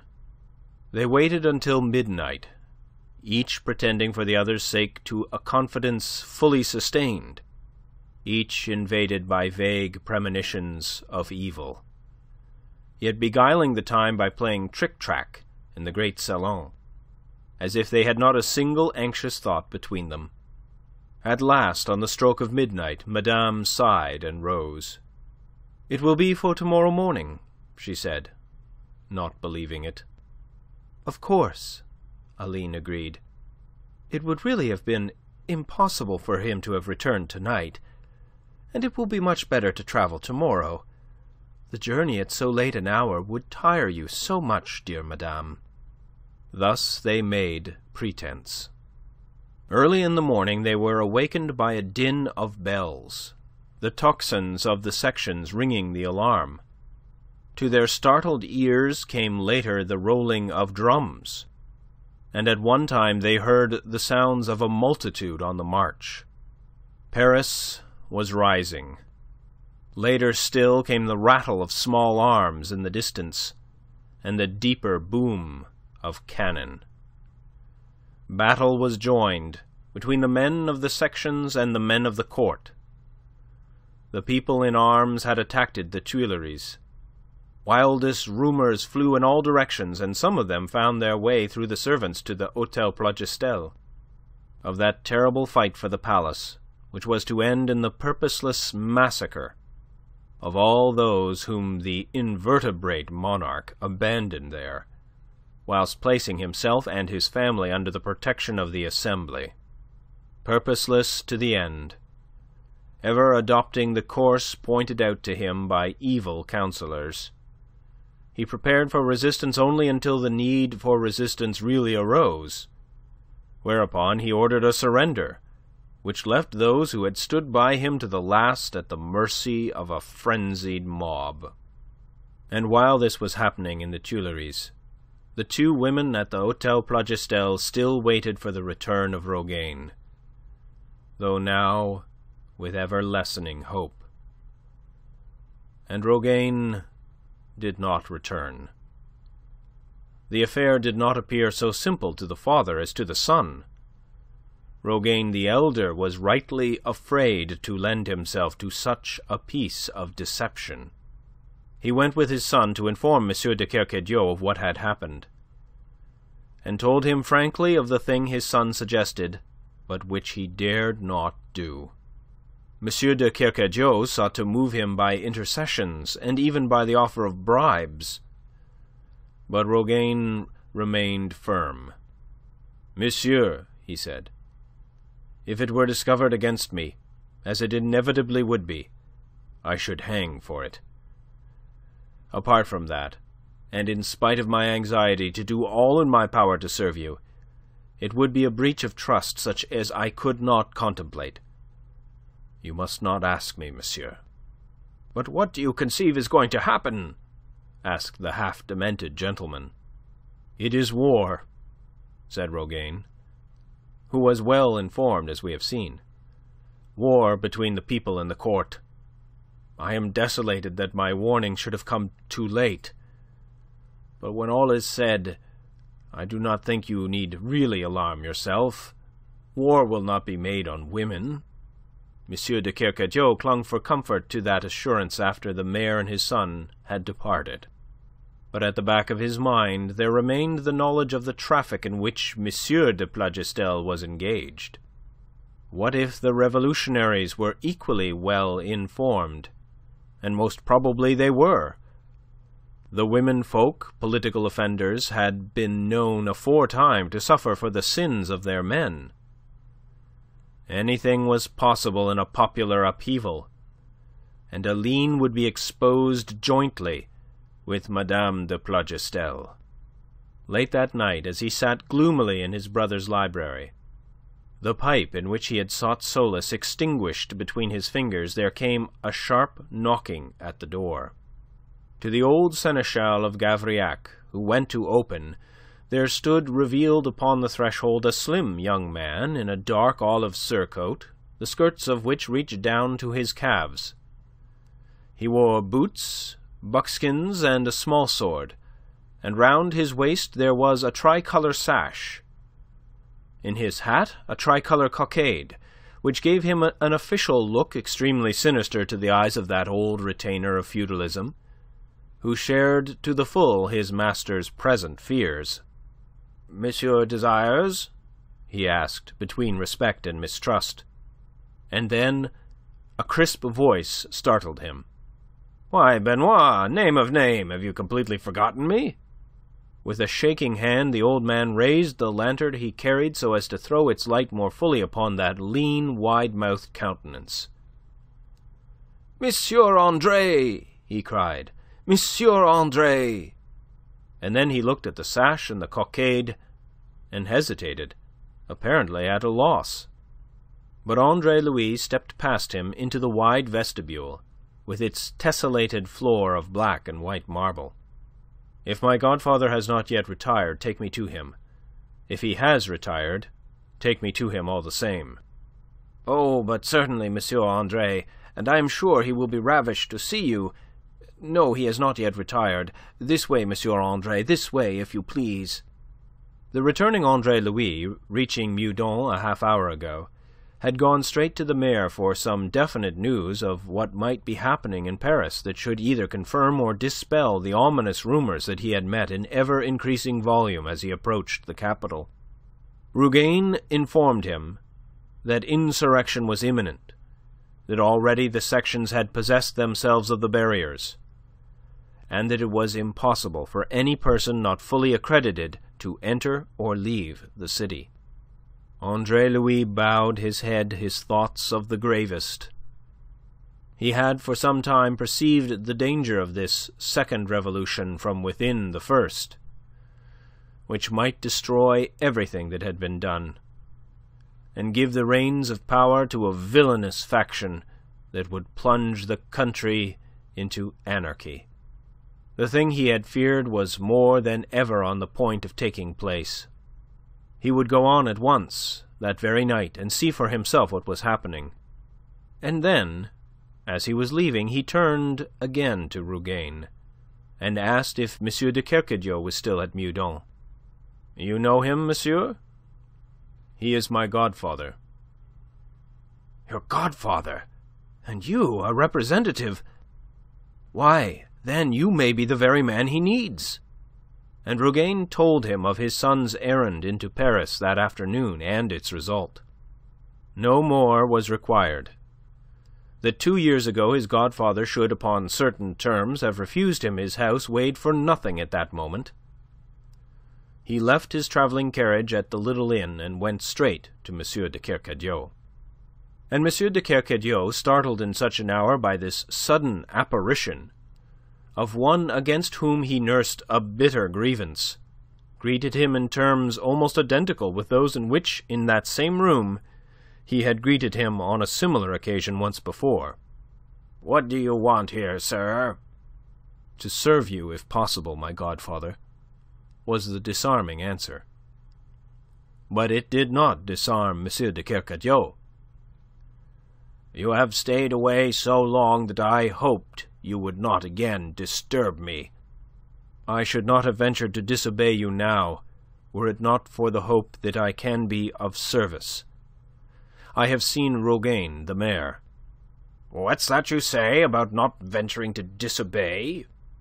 "You forbade me your house, monsieur." M. de Kercadiou stared at him helplessly. "And is that why you have not come near me in all this time?" "Of course. Why else?" M. de Kercadiou continued to stare. Then he swore under his breath. It disconcerted him to have to deal with a man who insisted upon taking him so literally. He had expected that Andre-Louis would have come contritely to admit his fault and beg to be taken back into favour. He said so. "But how could I hope that you meant less than you said, monsieur? You were so very definite in your declaration. What expressions of contrition could have served me without a purpose of amendment? And I had no notion of amending. We may yet be thankful for that." "Thankful?" "I am a representative. I have certain powers. I am very opportunely returning to Paris. Can I serve you where Rougane cannot? The need, monsieur, would appear to be very urgent if the half of what I suspect is true. Aline should be placed in safety at once." Monsieur de Kercadiou surrendered unconditionally. He came over and took Andre-Louis' hand. "My boy," he said, and he was visibly moved. "There is in you a certain nobility that is not to be denied. If I seemed harsh with you then, it was because I was fighting against your evil proclivities. I desired to keep you out of the evil path of politics that have brought this unfortunate country into so terrible a pass. The enemy on the frontier, civil war about to flame out at home. That is what you revolutionaries have done." Andre-Louis did not argue. He passed on. "About Aline?" he asked, and himself answered his own question. "She is in Paris, and she must be brought out of it at once, before the place becomes a shambles. As well it may, once the passions that have been brewing all these months are let loose. Young Rougain's plan is good. At least I cannot think of a better one." "But Rougain the elder will not hear of it."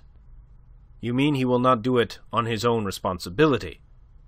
But he has consented to do it on mine. I have left him a note over my signature to the effect that a safe conduct for Mademoiselle de Kercadiou to go to Paris and return is issued by him in compliance with orders from me. The powers I carry, and of which I have satisfied him, are his sufficient justification for obeying me in this. I have left him that note on the understanding that he is to use it only in an extreme case for his own protection. In exchange, he has given me this safe conduct." "You already have it?" Monsieur de Kercadiou took the sheet of paper that Andre-Louis held out. His hand shook. He approached it to the cluster of candles burning on the console and screwed up his short-sighted eyes to read. "If you send that to Paris by young Rougain in the morning," said Andre-Louis, "Aline should be here by noon. Nothing, of course, could be done tonight without provoking suspicion. The hour is too late. And now, monsieur my godfather, you know exactly why I intrude in violation of your commands. If there is any other way in which I can serve you, you have but to name it whilst I am here." "But there is, Andre. Did not Rougain tell you that there were others?" "He mentioned Madame de Plougastel and her servant." "Then why?" Monsieur de Kercadiou broke off, looking his question. Very solemnly, Andre-Louis shook his head. "That is impossible," he said. Monsieur de Kercadiou's mouth fell open in astonishment. "Impossible?" he repeated. "But why?" "Monsieur, I can do what I am doing for Aline without offending my conscience. Besides, for Aline I would offend my conscience and do it. But Madame de Plougastel is in very different case.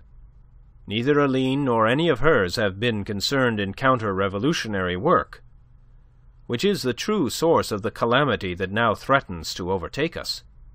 I can procure her removal from Paris without self-reproach, convinced that I am doing nothing that anyone could censure, or that might become the subject of inquiries. But Madame de Plougastel is the wife of Monsieur le Comte de Plougastel, whom all the world knows to be an agent between the court and the émigrés." "That is no fault of hers," cried Monsieur de Kercadiou through his consternation. "Agreed. But she may be called upon at any moment to establish the fact that she is not a party to these manoeuvres. It is known that she was in Paris today. Should she be sought tomorrow, and should it be found that she has gone, inquiries will certainly be made, from which it must result that I have betrayed my trust and abused my powers to serve personal ends. I hope, monsieur, that you will understand that the risk is too great to be run for the sake of a stranger." "A stranger?" said the seigneur reproachfully. "Practically a stranger to me," said Andre-Louis. But she is not a stranger to me, Andre.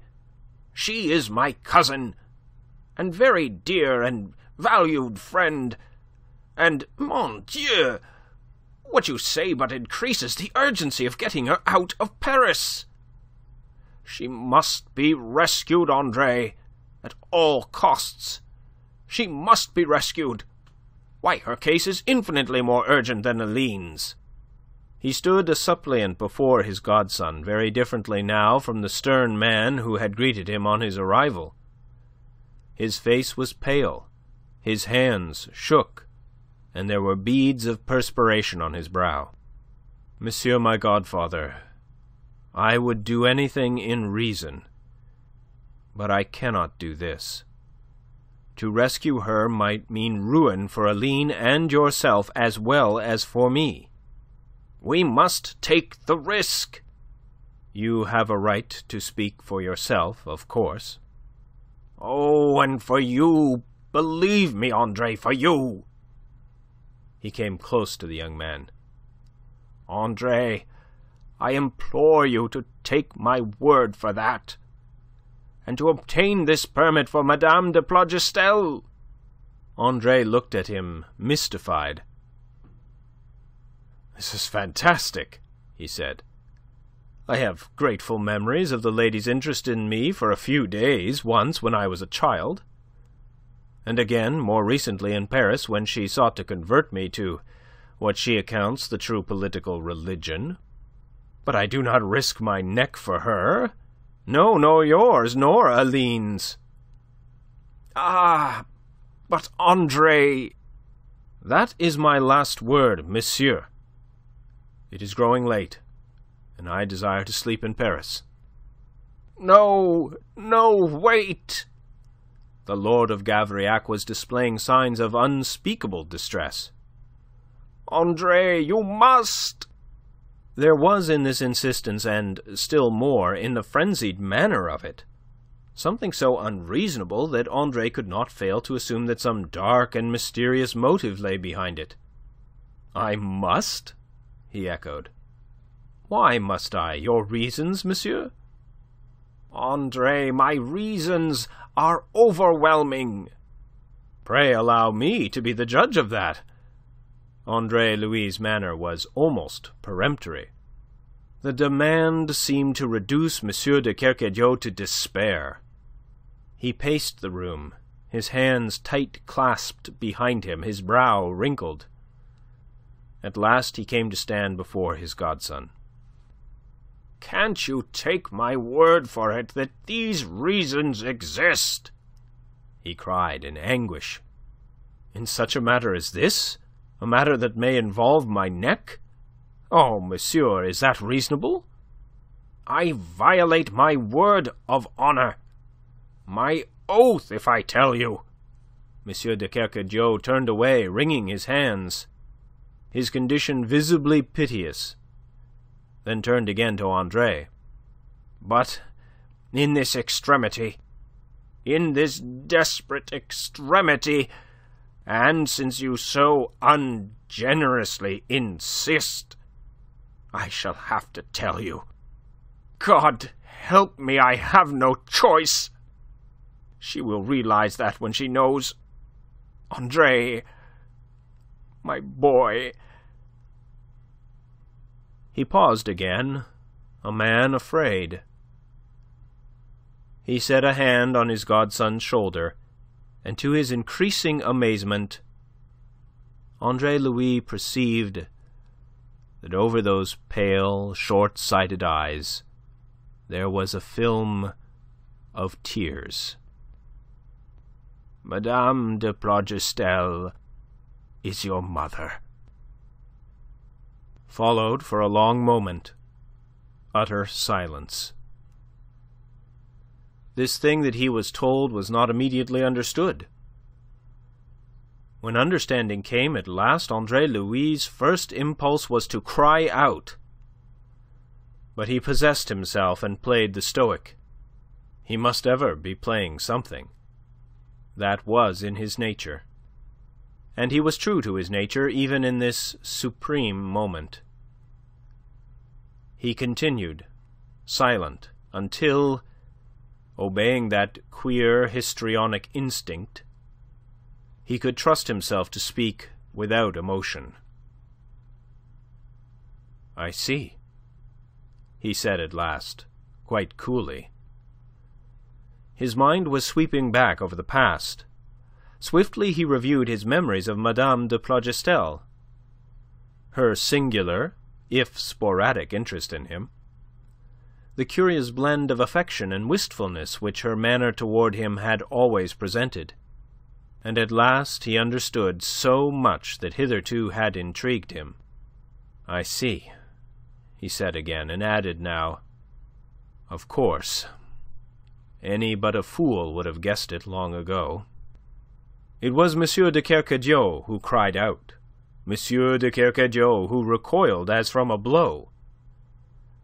"My God, Andre! Of what are you made? You can take such an announcement in this fashion." "And how would you have me take it? Should it surprise me to discover that I had a mother? After all, a mother is an indispensable necessity to getting oneself born."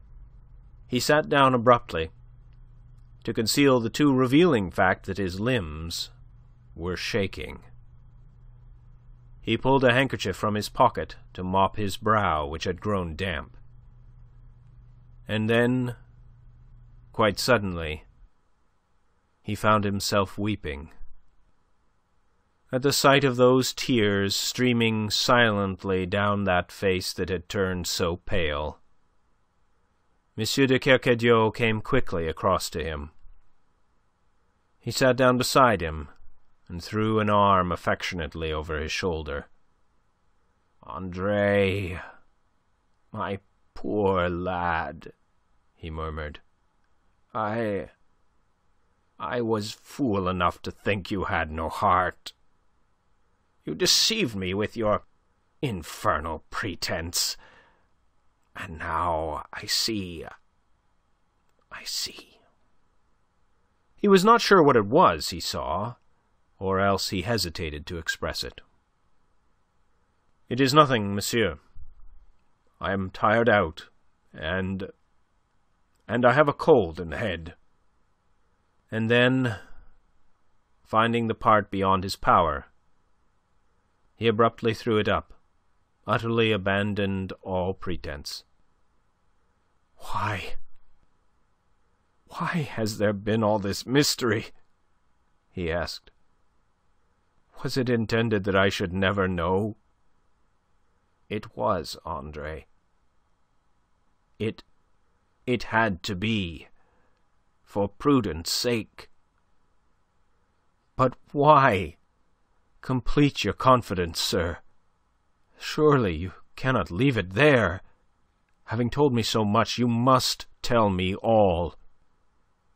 "The reason, my boy, is that you were born some 3 years after your mother's marriage with M. de Plougastel, some 18 months after M. de Plougastel had been away with the army, and some 4 months before his return to his wife. It is a matter that M. de Plougastel has never suspected, and for gravest family reasons must never suspect. That is why the utmost secrecy has been preserved. That is why none was ever allowed to know. Your mother came betimes into Brittany, and under an assumed name spent some months in the village of Moreau. It was while she was there that you were born." Andre-Louis turned it over in his mind. He had dried his tears, and sat now, rigid and collected. "When you say that none was ever allowed to know, you are telling me, of course, that you, monsieur..." "Oh, mon Dieu, no!" The denial came in a violent outburst. M. de Kercadiou sprang to his feet, propelled from Andre's side by the violence of his emotions. It was as if the very suggestion filled him with horror. "I was the only other one who knew. But it is not as you think, Andre. You cannot imagine that I should lie to you, that I should deny you if you were my son." "If you say that I am not, monsieur, that is sufficient." "You are not. I was Therese's cousin, and also, as she well knew, her truest friend. She knew that she could trust me, and it was to me she came for help in her extremity. Once, years before, I would have married her. But, of course, I am not the sort of man a woman could love. She trusted, however, to my love for her, and I have kept her trust." "Then who was my father?" "I don't know. She never told me. It was her secret, and I did not pry. It is not in my nature, Andre." Andre-Louis got up and stood silently facing M. de Kercadiou. "You believe me, Andre?" "Naturally, monsieur. And I am sorry. I am sorry that I am not your son." M. de Kercadiou gripped his godson's hand convulsively, and held it a moment with no word spoken. Then, as they fell away from each other again, "And now, what will you do, Andre?" he asked. "Now that you know." Andre-Louis stood a while considering, then broke into laughter. The situation had its humours. He explained them. "What difference should the knowledge make? Is filial piety to be called into existence by the mere announcement of relationship? Am I to risk my neck through lack of circumspection on behalf of a mother so very circumspect that she had no intention of ever revealing herself? The discovery rests upon the merest chance, upon a fall of the dice of fate. Is that to weigh with me?" "The decision is with you, Andre." "Nay, it is beyond me. Decide it who can, I cannot." "You mean that you refuse, even now?" "I mean that I consent. Since I cannot decide what it is that I should do, it only remains for me to do what a son should. It is grotesque, but all life is grotesque." "You will never, never regret it." "I hope not," said Andre. "Yet I think it very likely that I shall. And now I had better see Rougane once again, and obtain from him the other 2 permits required. Then perhaps it will be best that I take them to Paris myself in the morning. If you will give me a bed, monsieur, I shall be grateful. I confess that I am hardly in case to do more tonight."